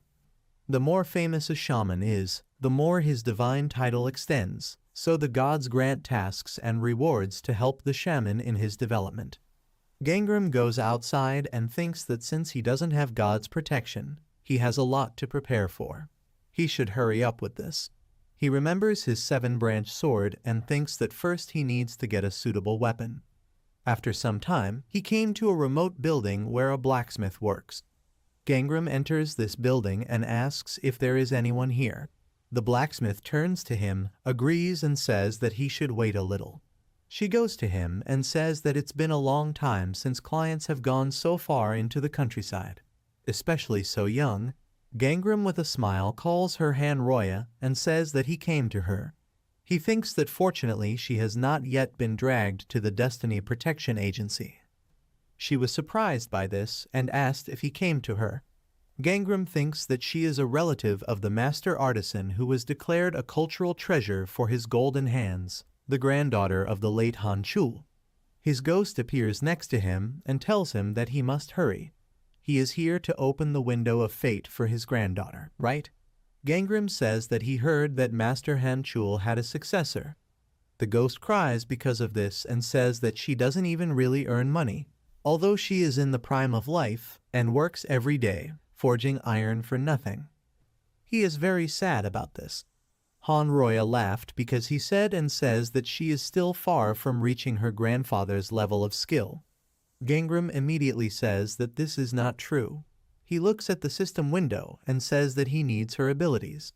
The system notifies that Hanroy has a tertiary daimonic rank, fire attribute. Fire ability of a tertiary dragon rank blacksmith. Fire that can help create objects filled with mana. When working with metal, it is possible to adjust the characteristics. It is also possible to use elements that have the same rank as the ability. Hanroy is very surprised by what she sees in the system window in front of her. She reads the document he gave and asks if these are all the conditions. She will have to work for Gangram and not get involved with the Destiny Protection Agency. Did he give her money, help her with awakening and with obtaining property? Just think, he is ready to pay her that much every month. Gangram says that he helped her with awakening, but the possession is not his doing. He takes out a 7-branch sword and says that now he wants to ask her to melt down and repair this sword. She must follow the divine revelation, develop until he comes for her again. Hanroya immediately agrees with him. She smiles and says that, by the way, there is a cemetery on the mountain. She would like to visit her grandfather before work. Isn't he against it? Gangram wonders, does she want to go to the cemetery at a time like this? The ghostly energy near the Noviu graves is very strong, so animals are attracted to it. He says that it is night, so there is a higher chance of beasts appearing, so he will go with her. Hanroya was very scared because of this and asked if he said animals. Gangram says that most likely there will be no strong animals. She calmed down and said it was good. It's not far to go here. Some time later, they walk together and she says that it is here. Gangram looks towards the forge and thinks that it is really close. He remembers that Han Chul's ghost asked him who he was. Why does he constantly look into his granddaughter's store? Wait, he's awakened. That's great. He should take his granddaughter to the Destiny Protection Agency so that she can too. Gangram in the present thinks that he heard Han Chul's voices clearly in this life, so he thought it was because of his karma. But maybe it's just because they're near his grave.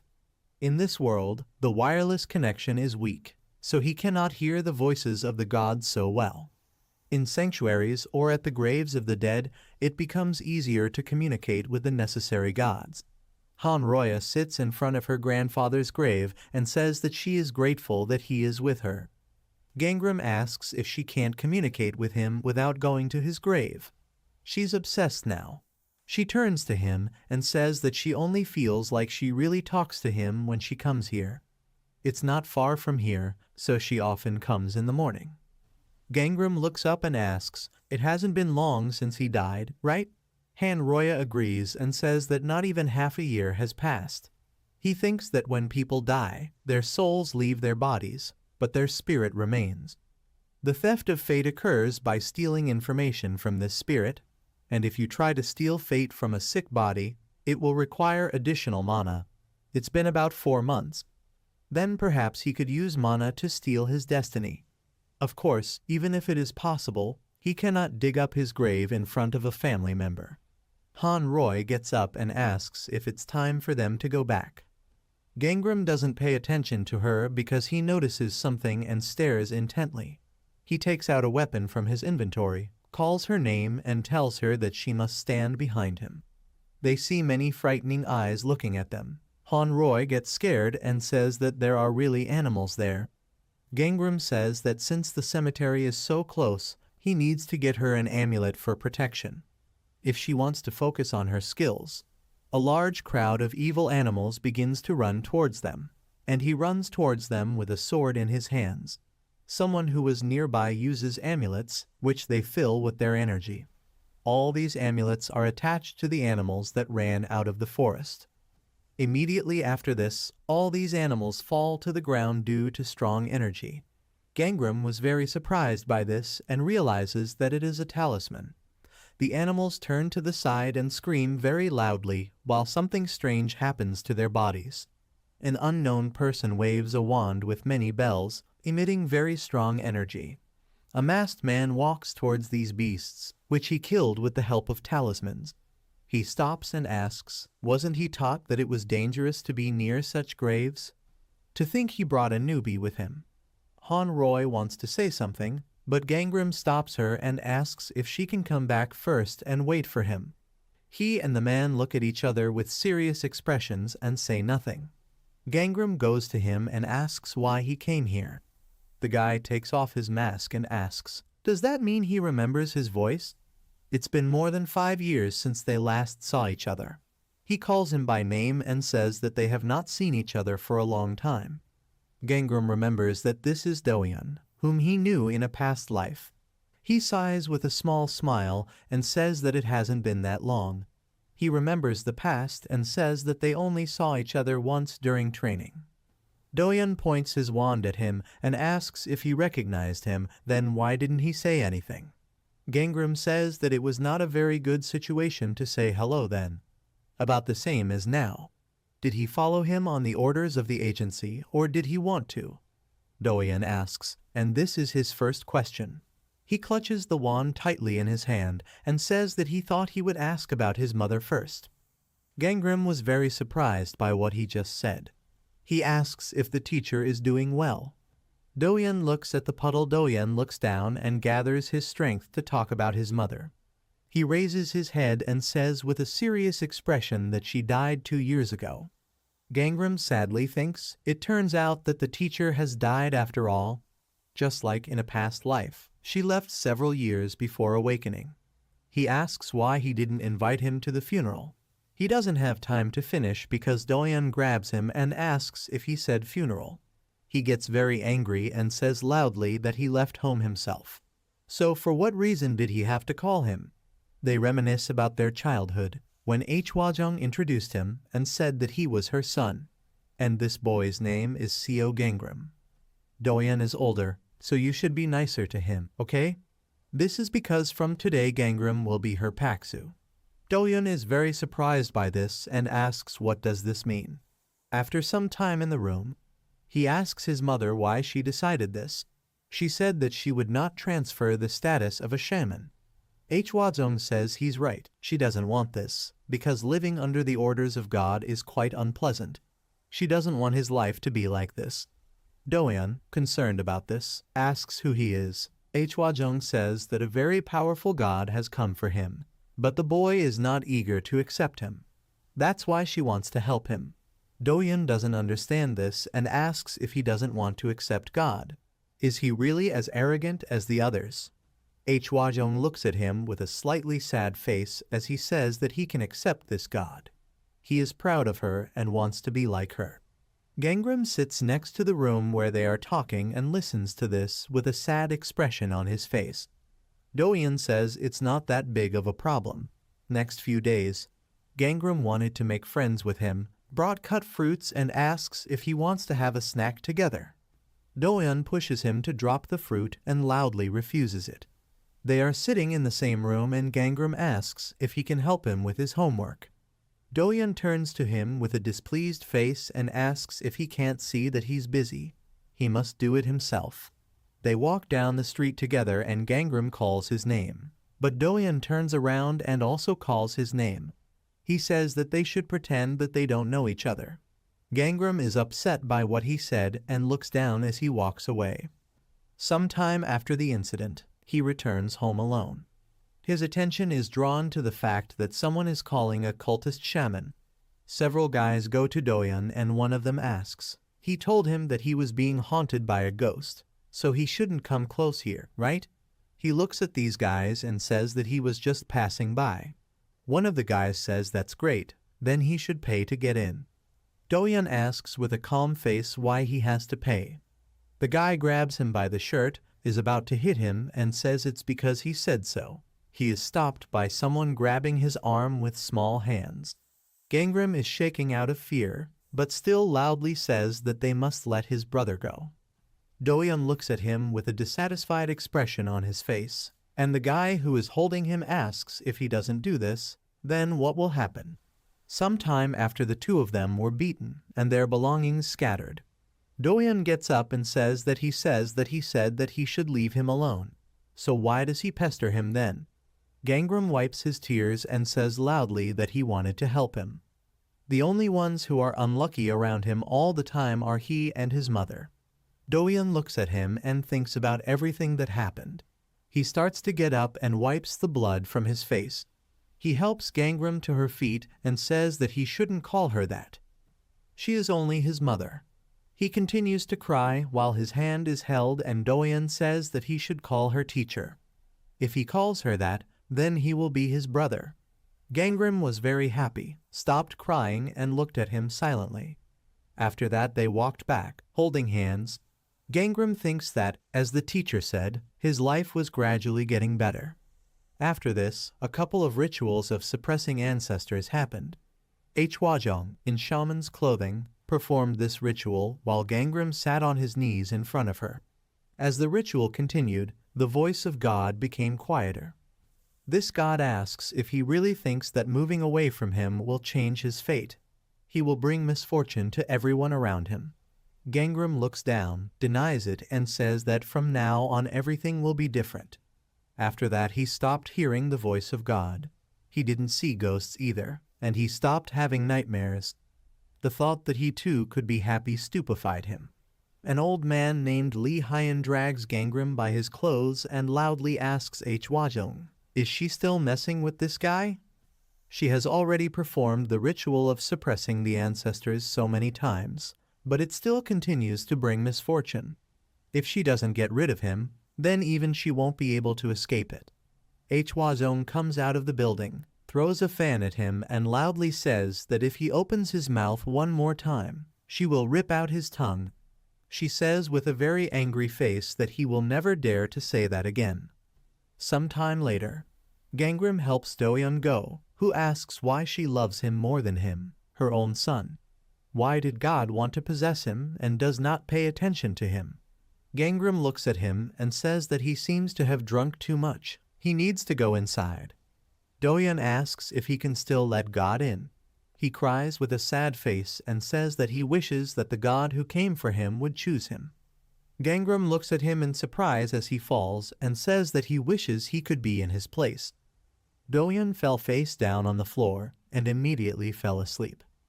Gangram looks at him and wonders how he could say that, despite knowing how he lived because of this God.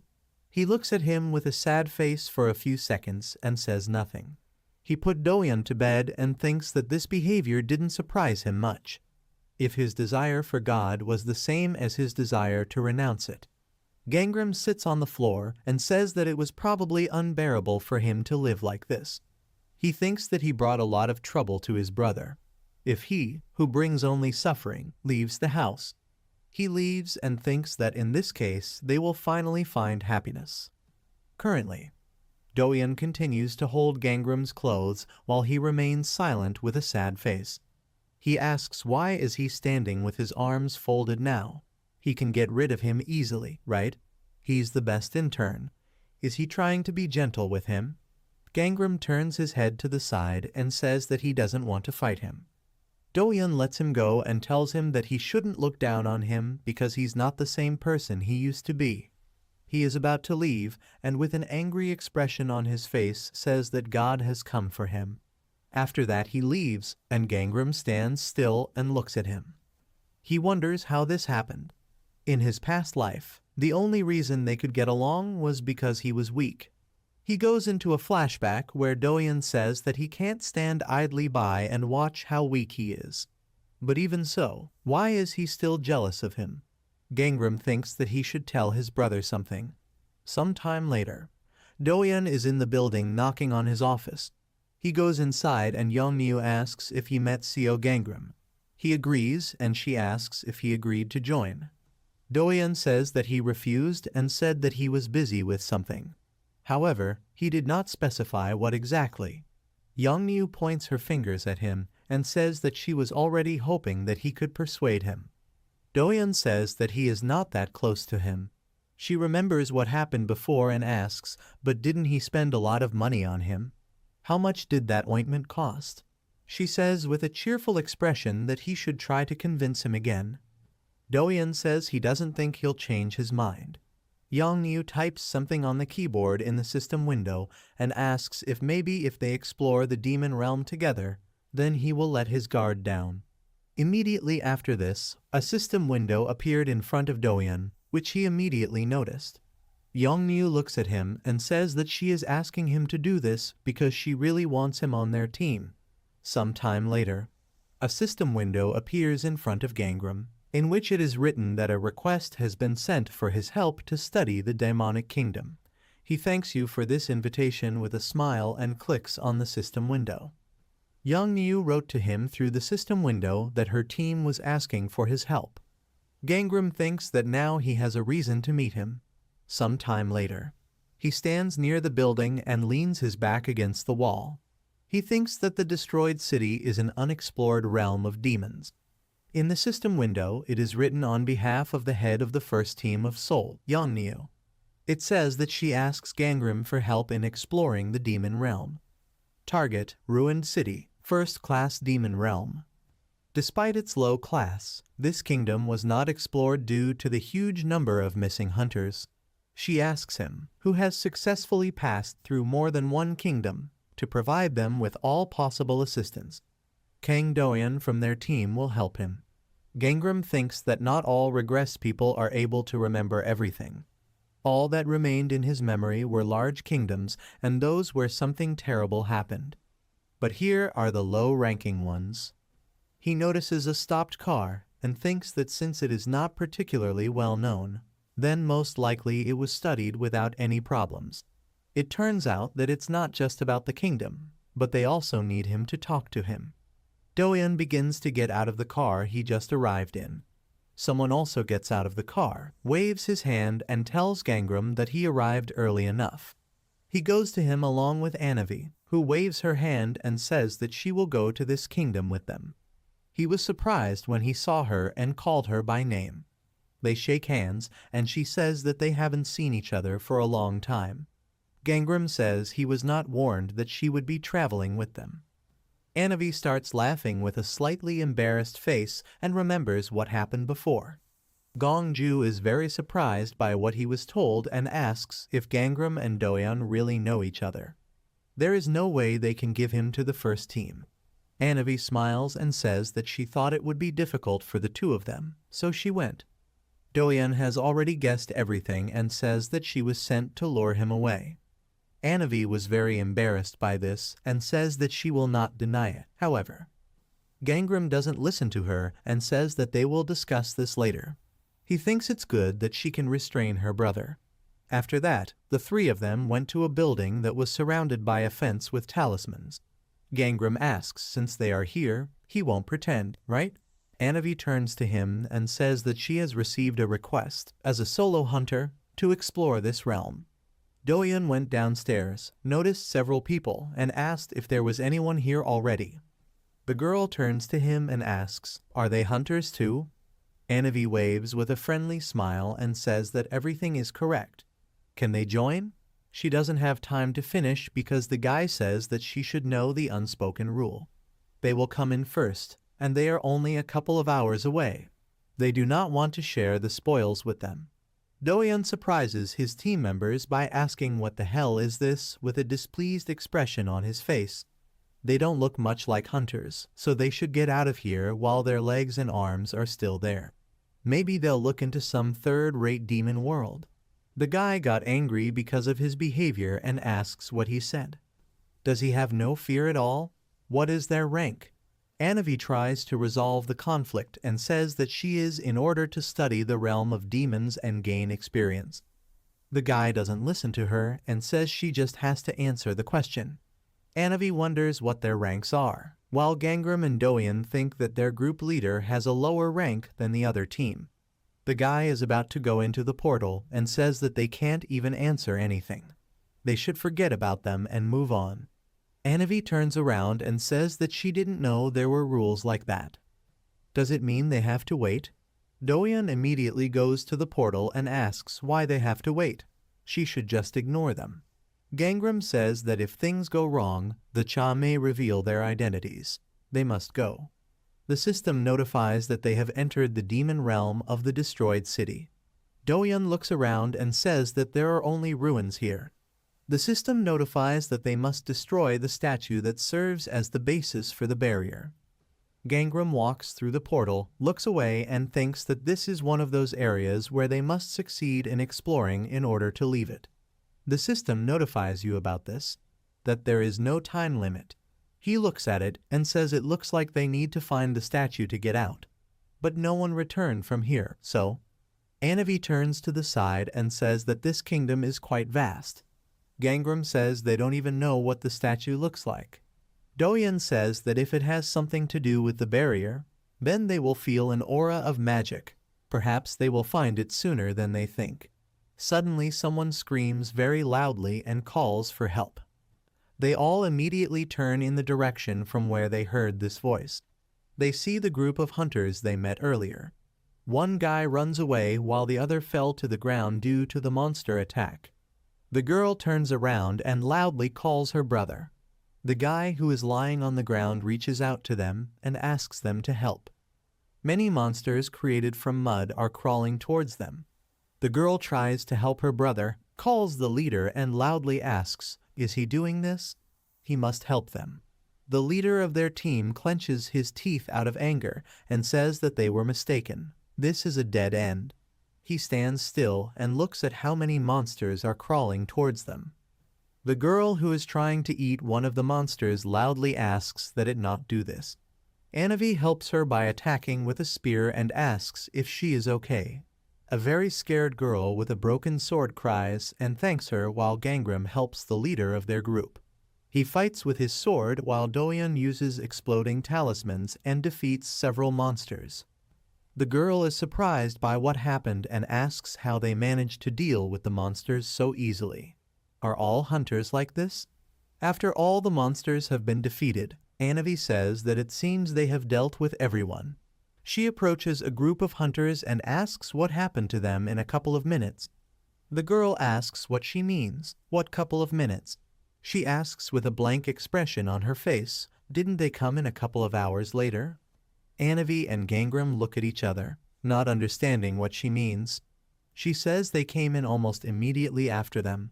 Because of this, the guys stopped quarreling among themselves, and the girl says that this cannot be. Anavi says that apparently time moves differently here than in the outside world.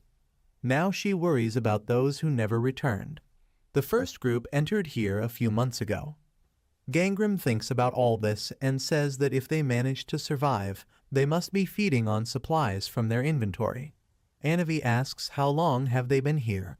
She calls Doyeon and asks what did he find there. Did he find something? He doesn't answer her and looks thoughtfully at something. He gets to his feet, looks at them and says that he examined the killed monsters and realized something.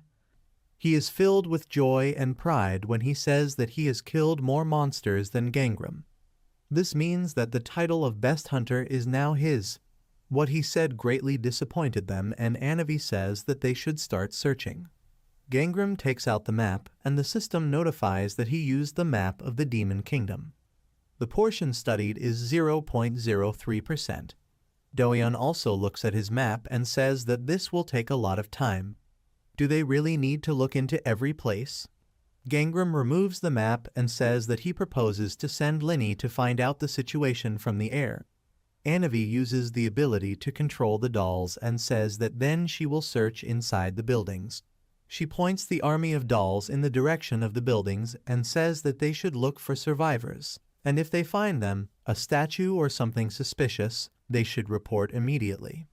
They all look at this crowd of dolls that are running in different directions.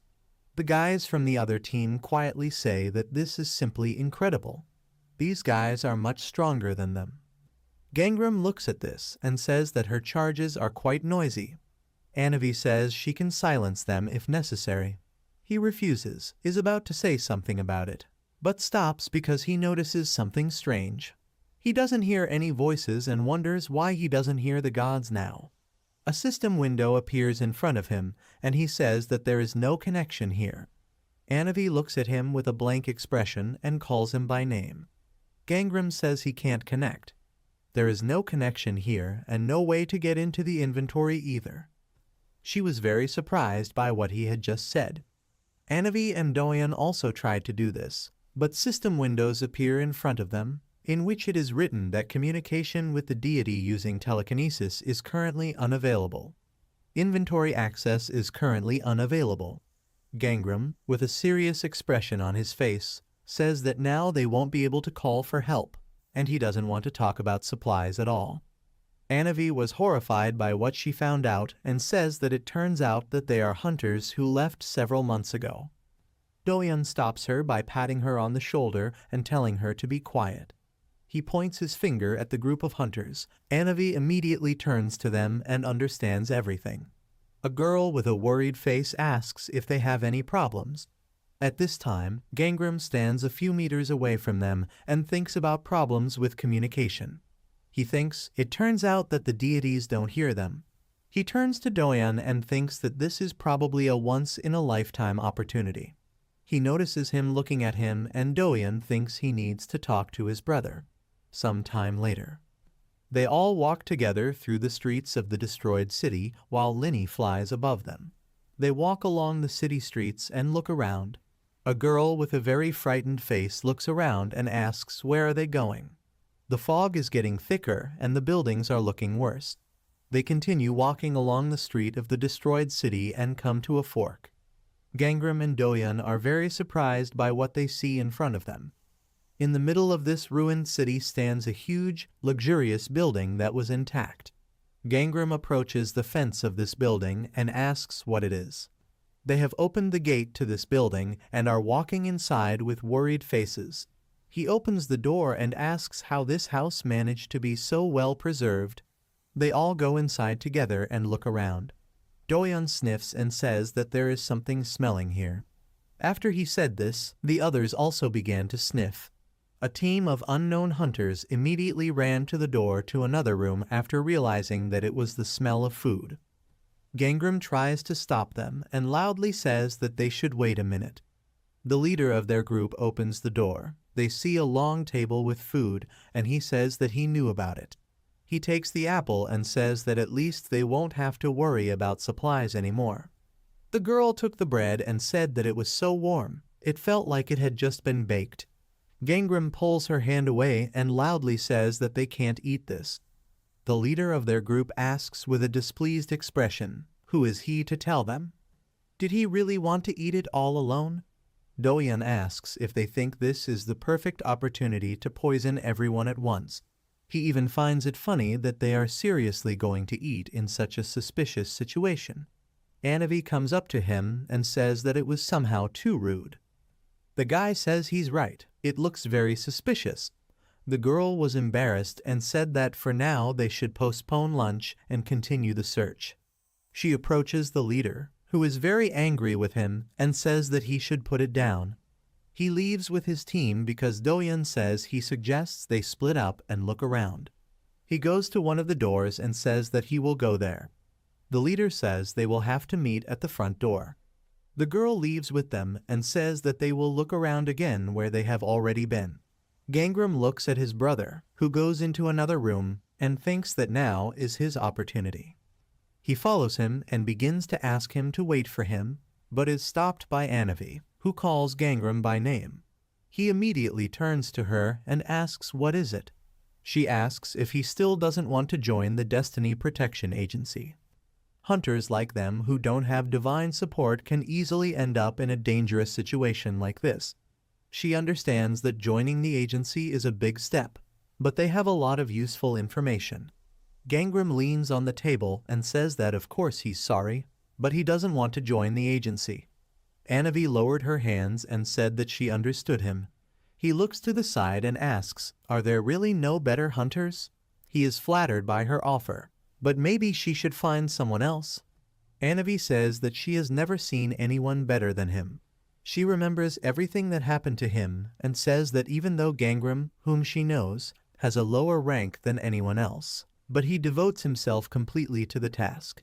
He acts pragmatically but with understanding and is the first to lend a helping hand when he sees someone in need. And he also does not run out of fear even in the face of a strong enemy, so she would like him to join them. Gangram was very surprised by the sincerity with which she said this. Anavi says they have already set up a workspace for him, even prepared a welcome party and found a couple of good restaurants near the agency. But since he doesn't want to, they won't force him. Gangram sighs at what he heard and thinks that most likely she already knows about his abilities.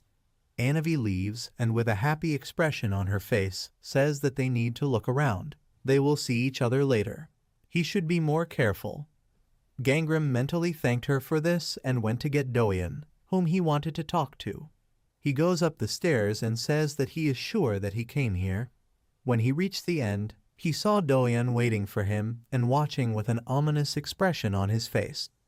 Gangram is embarrassed by this and thinks that this is not exactly the right environment to talk privately. He walks past him and asks why he looks so scared. Was he really waiting for him to persuade him to join the ranks of the Soul Team? Doyeon stands with his back to him and says that he saw a black streak trailing behind him. Immediately after this, Gangram stopped near the window, and they stood in complete silence. Doyeon slowly turns to him and asks, does he know that misfortunes increase according to karma? He runs to him very quickly, presses him against the wall, and asks loudly what he was doing when he left home. What has he done lately to accumulate so much karma? Gangram looks at him with a very serious expression on his face and asks who his own brother sees him as. He grabs him very tightly by the hand, with which he presses him against the wall and moves him to the side. At the same moment, a monster made of mud, which looks like a man, slowly approaches them. They are both very surprised when they notice it and wonder, is this a statue? Doyeon goes towards this monster and asks, interestingly, in order to get out of here, you need to destroy exactly this. He stares at it and wonders why it stopped. Suddenly the monster accelerates and runs very quickly towards them. It punches the wall very hard. Doyeon dodged this attack and immediately goes to attack back and says it's best to destroy it before it attacks. Gangram, who is standing still, is very surprised because he realized something. He stands in front of Doyeon and stops his attack with his sword. What he did surprised him very much. The monster raises its hand to attack and he asks what is he doing. Gangram says with a worried face that he has to stop. Doyeon looks at him with confusion and irritation, but quickly reacted, grabbing his clothes to pull him aside. They run into the room together, and the monster runs past them. Gangram immediately leans on the table and Doyeon closes the door to stop the monster. He sits on the floor, holds the wound on his shoulder, and calls out to this idiot. He raises his voice and asks, is he completely crazy? Why did he bother him? Does he really want to die that badly? Gangram covers his face with his hand. He shakes violently, and with a shocked look tells his brother that it was a man. Doyeon gets to his feet and asks if he thinks it was a person. Has he completely lost his mind? It was a monster. Suddenly, the creature tries to break into their room and hits the door hard. Doyeon moves to the center of the room with the talisman and the sword and says that he should take another look at it. They see a creature that broke the door with its blows, and he asks if it looks like a person. A system window appears in front of Gangram's face, and he thinks that his opinion has not changed anyway. It says that this is young Sira, primary rank illusory fate, earth element. Status, cursed with shapeshifting. She gives up and just stands in front of the door, which surprises Doyeon, and he asks what's going on. It doesn't attack. Gangram removes his hand behind his back and says that its range is probably limited to the corridor. Doyeon turns to him and says that this definitely wouldn't stop a person. Gangram reaches out to Linny and thinks that he cannot tell the messenger about his ability to see the status window. He says that he knows that he has Linny, which is why he is so confident in his theory. He must trust him. He points to young Sira and says that he must cleanse him. Linny immediately flies up to her and activates her cleanse ability. Because of this, strong energy begins to emanate from his head, which destroys the surface of young Sira. The layer of dirt is destroyed, and there really was a person inside. She immediately falls to the ground unconscious. Gangram immediately runs to her, and the system notifies that the curse has been lifted. Doyeon looks at this with great shock and thinks that it really was a person. Gangram lifts her up and asks if she can hear him. Young Sira can't say anything and just makes sounds. Doyeon clenches his fist very hard out of anger and thinks that Gangram realized this, but he awakened much earlier than many and even became the envoy of the protection agency. But still he is as far from his level as walking to the moon. Gangram turns to him and says that he needs to move her to a safe place. He was confused when he saw him and asks what happened. He is okay. Doyeon covers his face with his hand and says it's none of his business. He takes young Sira on his back and says that they need to go down. They must inform Anavi and other hunters about this. He goes forward and says that they cannot be allowed to destroy the statues. Gangram looks at him with a calm expression and agrees. After some time, they go down the stairs to the main hall together. Anavi notices and is about to ask if they found anyone, but is surprised to notice that they are carrying a person. She helps lower young Sira and is surprised that they managed to find a survivor. Doyeon says that maybe there is someone else. She looks at him and asks, that is, there could still be many of them. He says they turned into statue monsters because of a curse. Gangram notices Linny flying in a certain direction and calling his name. They enter the room, and he notices that Kinglin is about to eat the food that is on the table. Gangram pulls him away from the table and tells him that he shouldn't eat this suspicious food. He turns his attention to the table and notices that a lot of the food on the table has already been eaten. Immediately afterwards, he is attacked by 3 people at the same time. Gangram is surprised when he notices that he is being attacked. He immediately bends down and runs to the side, and the attacks of these monsters pass higher. He immediately activates his ability and looks at these statues. He sees in the windows of the system that these are the hunters who entered this building with him. Gangram slides under the table while the statues are running after him and thinks that they are all hunters. He asks Linny if he thinks it will be possible to clear them at the same time. Kinglin waves her head in denial, and he says that then they have no choice. Gangram rises to his feet, looks at the monsters, and thinks that he will need to calm them down first. He raises his fist and thinks that since they were able to easily jump over the table, he is confident that this will not break them. He hits one of the statues hard in the face. Some time later, Anavi sighs displeasedly and says that they were talking, that you can't eat everything they find here. A group of hunters who were disenchanted are sitting on the floor looking very guilty. Doyeon says with a calm face that they just turned into statues. Gangram examines the dish and says that he thinks the smell coming from the food is a spell aimed at attracting attention. But it is not exactly. Anavi says it seems that those who have been here too long simply have no choice. Young Sira comes to her senses, grabs her head and starts making sounds. With a very frightened and depressed look, she wants to say something about what is upstairs. Gangram asks if they managed to learn at least something from her. Anavi says she asked her a couple of questions. She raises her head and says that, however, she could only find out that there is something on the 5th floor. Doyeon turns to the group of hunters and says that they will stay here with the girl and they will go up to the 5th floor. Some time later, they went up to the 4th floor and saw many statues standing still. Doyeon looks at this with great surprise and asks, "Are these all people? Maybe they should just kill them all. So much space will be freed up on the floors." Anavi says to the messenger with a dissatisfied face that he shouldn't joke like that. Doyeon turns to her and says that he is serious now. He will start by saying that they are not obliged to save them. They are here to clear out the dungeon. Gangram, eyes blazing, grabs him by the shoulder and says he doesn't think it's worth it. Some of them are cursed, or rather most of them. Doyeon removes his hand from his shoulder and says that apparently he's the only bad one here. And which of all these statues are people? He takes out a pack of talismans and says he has an idea. He just has to say who it is. Gangram takes out an item with the fate of a tertiary rank insect called insect honey and says that there are too many of them. He will mark them with this. They try to stop him, but he doesn't listen and quickly runs towards the statues. He runs very quickly through the crowd of statues and smears honey on the heads of people who have been cursed. Doyeon is very worried about this and loudly says that it is very dangerous. Gangram turns to him and asks, are they seriously going to yell at him right now? Doyeon immediately drops the talismans, calls Anavi and says that they should follow him. His talismans hit people marked with honey. He activates the ability, thanks to which he raises the statues above the ground, and together they attack the monsters that remain in place.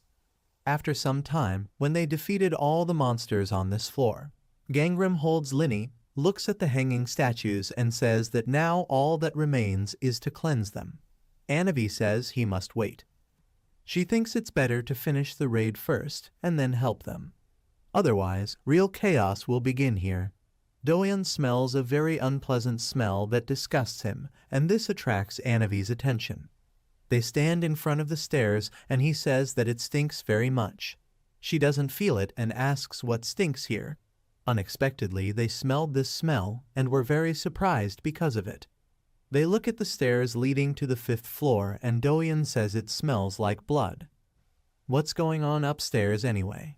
Gangram, with a serious expression on his face, thinks it is the smell of death.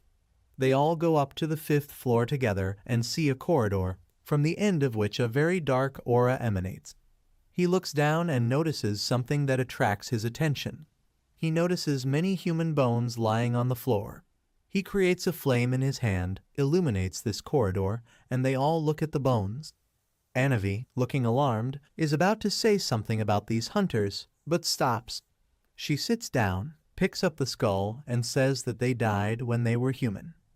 They could help them if they turned into statues.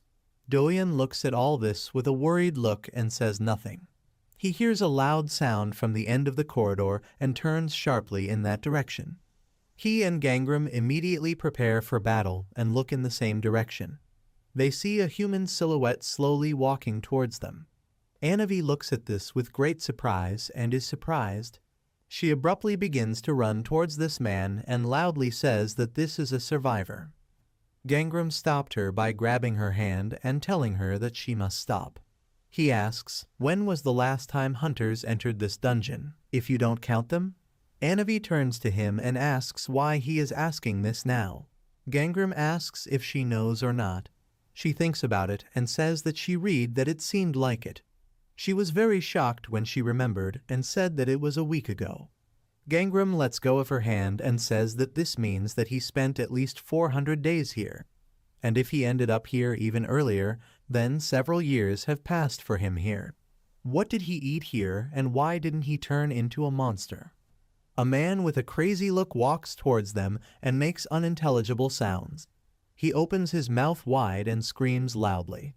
Doyan stands in front of Anavi and asks, it doesn't matter, he's still human, right? He throws away his talismans and loudly says that first they must pacify him, and therefore they will think about it. The man jumps and dodges the first amulet before using fire to destroy the remaining 2 amulets. He runs up to Doyan very quickly and bites his hand very hard. He tries to stop this madman, but fails. Anavi runs up to him and calls the messenger. She strikes with her weapon and knocks back the man who attacked them very hard.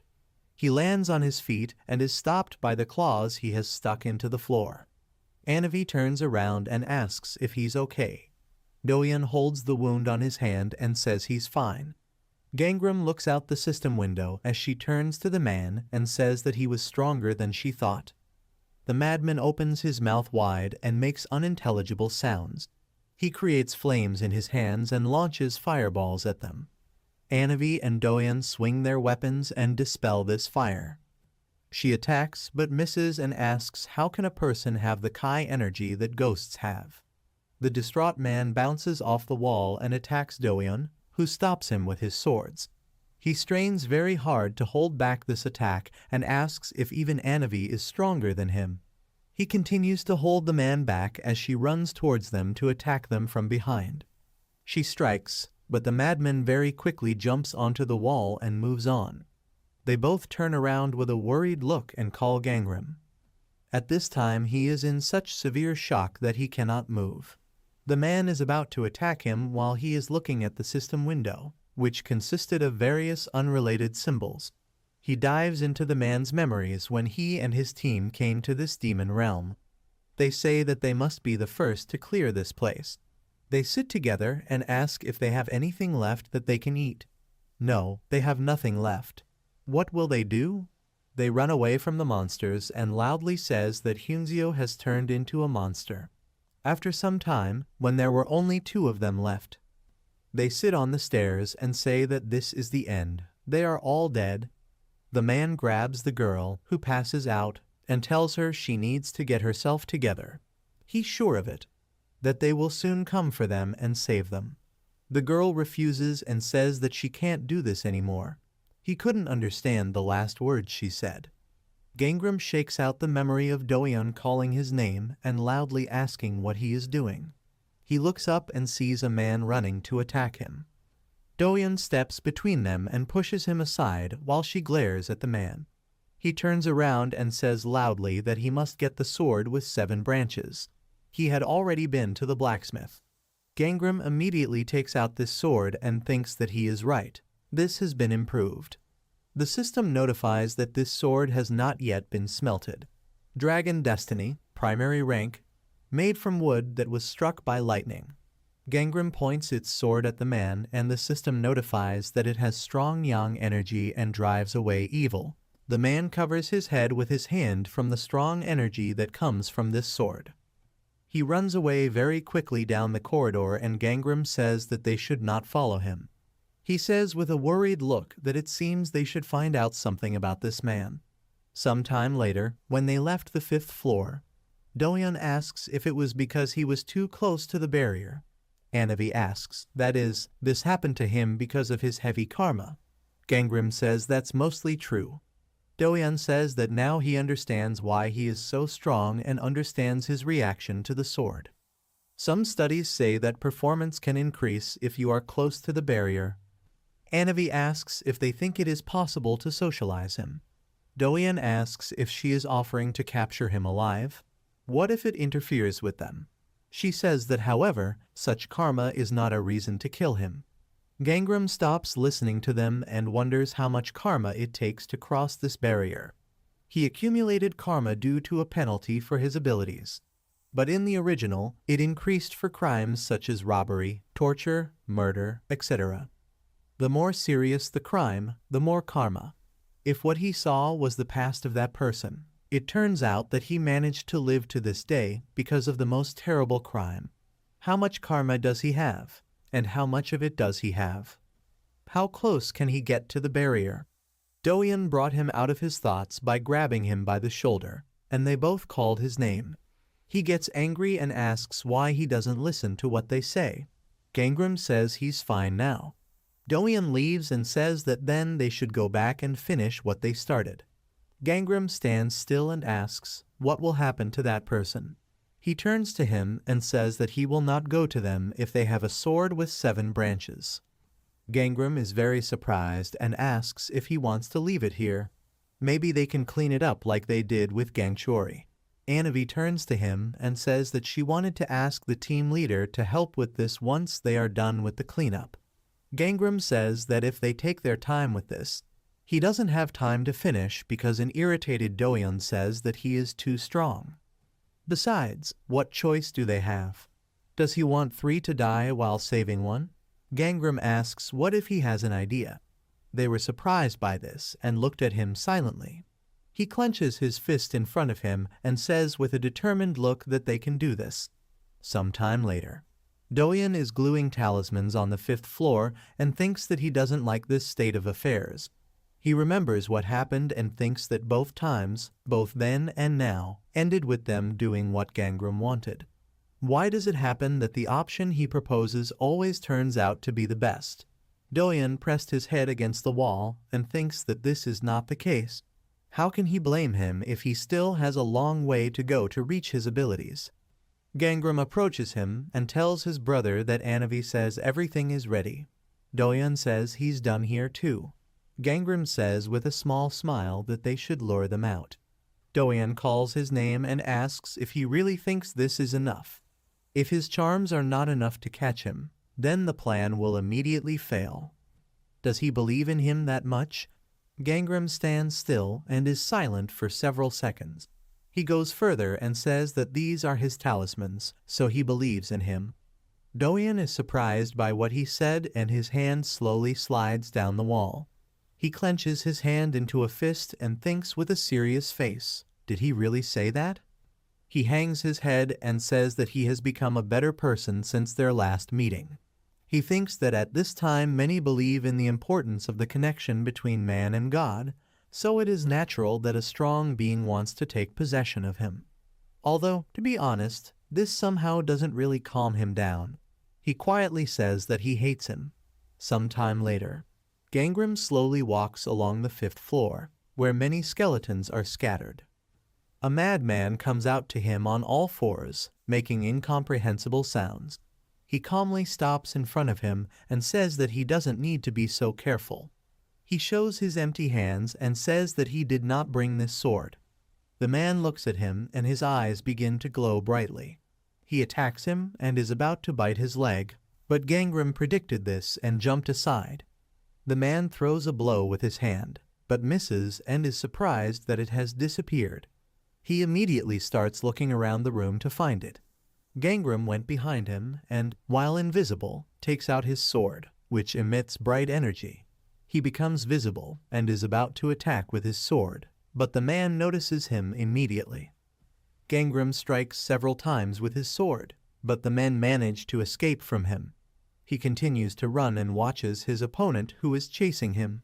He falls into a trap and crashes into a barrier that was installed in this corridor. A magical barrier appears around the man due to the talismans. Ropes of magic appear that capture the man, and he begins to scream loudly. He destroys the barrier with his fire magic, and the system notifies that an unknown ability has been activated. Doyeon runs next to him and grabs one of his talismans that he was using. He runs towards the man and says that he didn't expect it to work the first time. Running next to him is an army of dolls created by Anavi's ability. They run to attack the man, and he fights them off with fire magic attacks. The dolls become larger because of this, and the system notifies that the earthen dolls are becoming stronger thanks to the fire.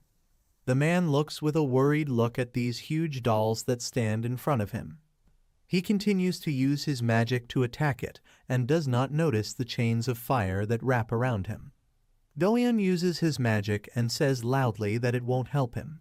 He stops the man with his spell, and the system notifies that the target's mana is sealed.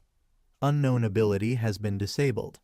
Anavi is happy about what is happening and is about to say something, but immediately stops. The huge statue strikes with a very strong sword and destroys the barrier that was holding the man back. This surprised them all very much, and they silently look at what is happening. They look at a statue of a woman with a huge sword, and the system notifies that the statue has become stronger due to the effect of the flame. Statue of Concord, Phantom Fate, primary rank. This statue protects a certain area and punishes invaders. Until they cope with this, they will not be able to leave this place. Her abilities depend on the number of invaders. This monster raises its head and looks at them. Gangram says loudly that this is the statue they were looking for. The system notifies you about this, that they must destroy the barrier vessel statue. The Statue of Agreement raises its huge sword above its head to attack. She delivers a very strong blow and cuts off the heads of several dolls at once. They are about to fight this statue, and a man runs past them and is about to run away.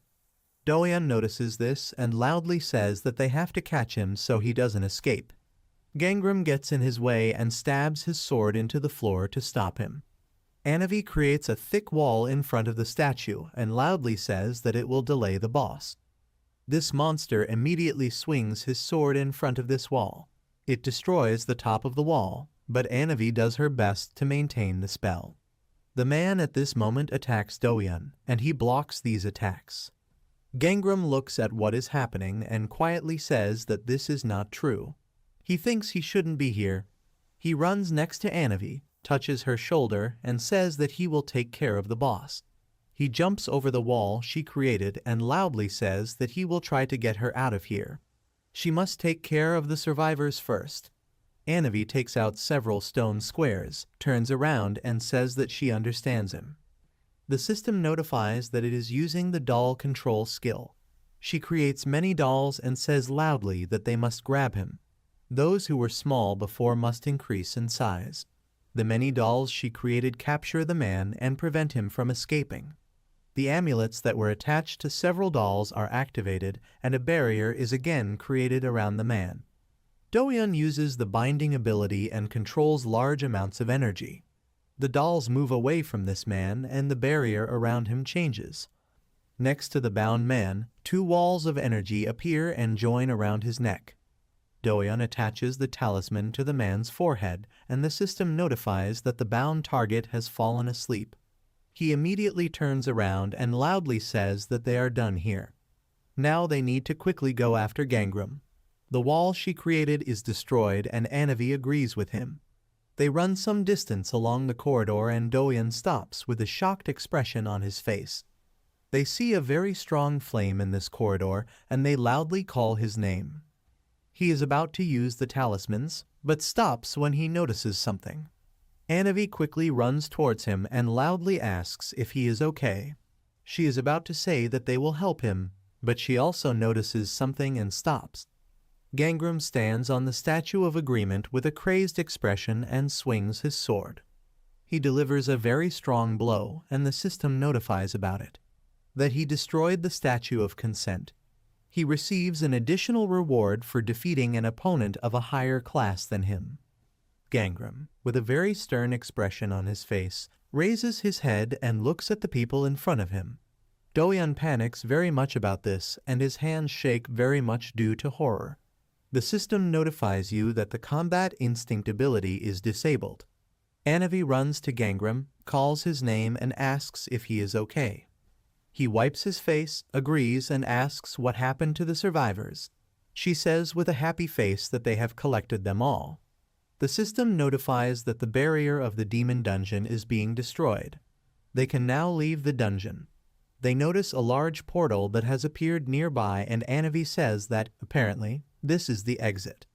Do-yeon thinks very hard as she says that they probably couldn't have done it without him. Gangram says he was just lucky. Anavi says that thanks to him they were able to overcome the curse and bring everyone back to life. Do-yeon is currently standing still, remembering the difference between them Gangram and wondering if he gets closer to the barrier, will he be able to become as strong as him due to karma? They both look at each other and Gangram sighs with a serious expression on his face.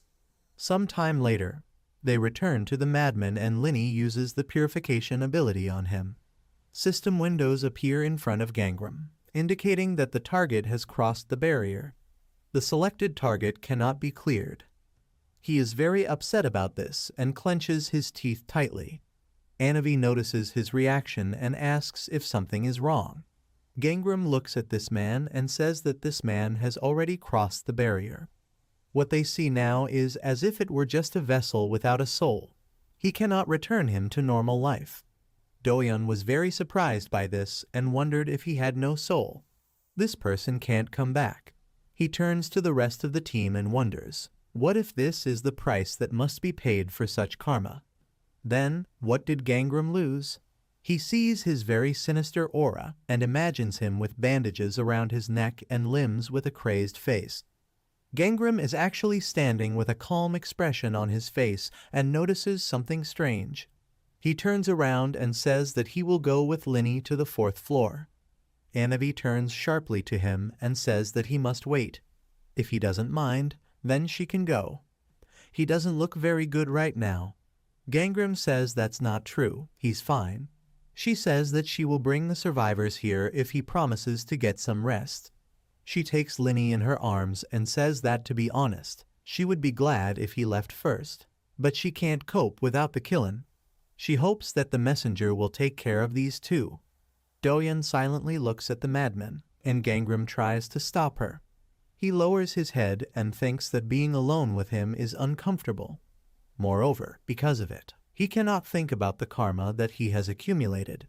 He remembers what happened in a past life, and a silhouette of a man appears in front of him from the shadows. This man tells this child that he needs to come over to this side too. Gangram clenches his teeth very hard, and suddenly Do-yeon grabs him by the shoulder, turns him towards him, and calls him by name. They look at each other silently for several seconds. Gangram looks away and thinks that, to be honest, he doesn't really want to talk to him. Couldn't he just leave him alone? He asks what he needs. He wonders what he wants to tell him this time. Do-yeon looks at him with a worried face and loudly says that he should quit hunting now. Who knows how much more karma he will accumulate while completing this task. He is sure that she wants to end up just like this madman. Gangram was surprised by this, but immediately afterwards he sighed with a smile. He takes Do-yeon's hand away from him and asks why is he pretending to care about him. He acted as if they were strangers, but now he started to worry about him. He hates him. Do-yeon was very surprised by what he just said. He grabs Gangram by the clothes and loudly agrees and says that everything is exactly like that. How could it be otherwise? After all, he took for himself everything he dreamed of, even his mother. Of course he hates it. Do-yeon calmed down a little and wants to say something else. He puts his hand down and says that doesn't mean he wants him to become like him. He clenches his teeth very hard and begins to cry, which greatly surprised Gangram. He is confused by this and silently looks down. Do-yeon clenched his fist tightly and asks who he thinks he is if he thought that he could wish for such a thing. Gangram asks, so he doesn't want him to die. Doyeon looks at him with tears in his eyes and loudly says that this is exactly how it is. Gangram says that then he should listen to him carefully. Doyeon wipes his tears with his sleeve and asks what he wants to say. Gangram says that he knows the future. This surprised his brother very much, and he looks at him with great surprise. Sometime after leaving the dungeon, Anavi says on the phone that they rescued a total of 24 people. Doyeon collects the ropes with amulets and asks how he got here. Gangram stands next to him and asks what does he mean. Doyeon asks if he came here. Gangram waves his head in refusal, and he says that he must wait a little. He takes things away in his hands and says that they should escort everyone to the Destiny Protection Agency, and they themselves will continue the conversation at home. Some time later, when the two of them arrived at the house where they lived as children, Gangram stops in front of the entrance and looks at this house with a small smile. Doyeon turns to him and asks why he stopped there. They walk into the courtyard and Gangram looks at the place where he met Hwajong. Doyeon opens the door, turns around and says that they are here. They enter the room and he says that he probably didn't ask about Mom because he knew everything himself and he knows how she died, right? Gangram looks at Hwajong's photo and says it was self-immolation. Doyeon attaches his amulet to the wall and remains silent for a few seconds. He asks, maybe he also knows the reason for this. Gangram says he doesn't know this. Doyeon finishes attaching the amulets in the room and a magical barrier appears around the house. He closes the door and Gangram immediately turns to him. He turns and says that Mom said she can see the future, just like him. A talented shaman can see the past, present, and future. This is her destiny. A very worried Hwajong reaches for the flame and thinks she will find a better way out. Doyeon is holding a piece of paper in her hand that says, among those bestowed upon her by fate. He raises his head and looks at the brightly burning house with obvious horror. Several people try to encourage him and run to put out the fire. Doyeon falls to his knees and wonders how this could be the best thing. Currently, he says with his eyes closed that he just can't get over what his mother wrote in the note. But he knew nothing and could do nothing to help her. He turns around and says he won't let that happen again, so he had to tell him what he wanted to talk about. Some time ago in the dungeon, when Gangram talked about seeing the future, Doyeon asks what future is he talking about. He says that in 5 years he will be killed. What he said really surprised him and Doyeon thought about it for a few seconds. He says loudly that he must wait. He thought he didn't see things like that anymore. Mom suppressed his divine energy with the help of a ritual. Gangram agrees and says that, however, he got too close to the border, and the compass of fate began to show visions of the future and past. Doyeon is very worried about this, grabs his hand and asks loudly, is he joking now? How close is he to the border? Gangram says he doesn't know this. To be honest, he doesn't think he can change the future on his own, so he asks him for help. Doyeon asks what can he do. He knows less than he does about the border, karma, and the future, so he should ask his god. Gangram says that he never believed in them. Doyeon is very surprised by this and asks loudly what did he just say. Gangram asks if he has already forgotten. He clenches his fist tightly and says with an angry expression that one of them killed his parents. He calmed down, covered his face with his hand, and asked if they were so different from each other. He doesn't believe in gods and never will. Currently, Gangram asks if they do this, won't his god be able to overhear their conversation too? Doyeon says that's exactly how it is. This amulet can completely isolate space. Gangram says that is good, then he should listen to him. After that, he briefly related the events of his past life. Starting from his childhood, his time as a trainee, their days together in the Flying Tiger sect, ending with what happened in the demon dungeon involving Baekhyun. He says that's where everyone was killed. Doyeon asks what did he say. The entire team that went on the raid was deprived of their lives. Gangram says she said she would spare everyone if he died. He leans against the wall and says that so he doesn't have to worry, even if everything doesn't go according to plan. This will all end if he just dies. Do-yeon became very angry because of what he said. He calms down and asks he doesn't know why she wants to kill him. Gangram says that he doesn't know this, that's why he wants to find her. Do-yeon gets to his feet and asks how he's going to do this. He only knows her name and what she looks like. Gangram says she has divine destiny, primary rank. Do-yeon is shocked by what he just said and asks what did he say. Gangram asks isn't it weird? This is a very rare class, she is very strong, but no one knows her. Do-yeon asks if he has any idea who it could be. Gangram says he has a couple of people in mind. One of them is the director of the Destiny Protection Agency. At least he thinks so. Do-yeon thinks that the director's name and appearance are unknown. That's true. Only team leaders can meet with directors. He asks, so he suggests that he find out the identity of the director. If he did not know, then he does not occupy such a high position.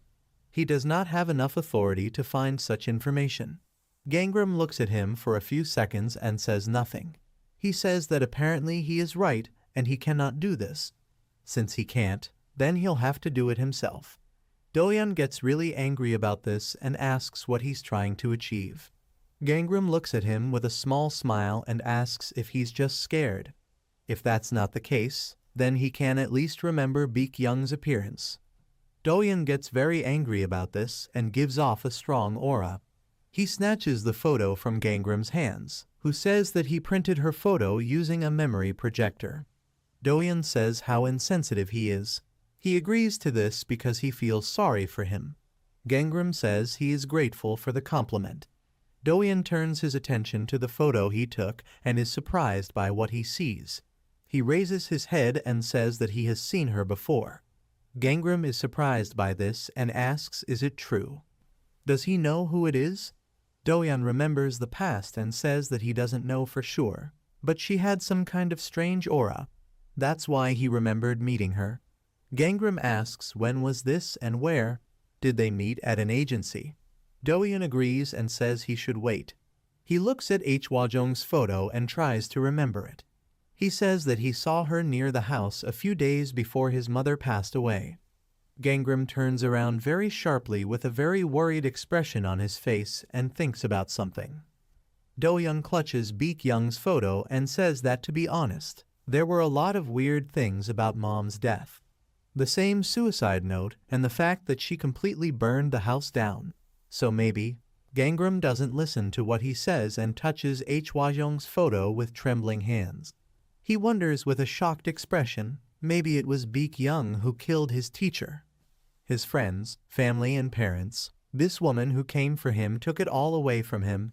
He goes into an imagination where Baek-young stands in front of him and thinks that she did this right in front of him, when he was still unaware. It all happened because of her. His hand is shaking very much because of the anger he feels towards her. He clenches his hand into a fist and thinks that he will definitely find her and make her pay for everything.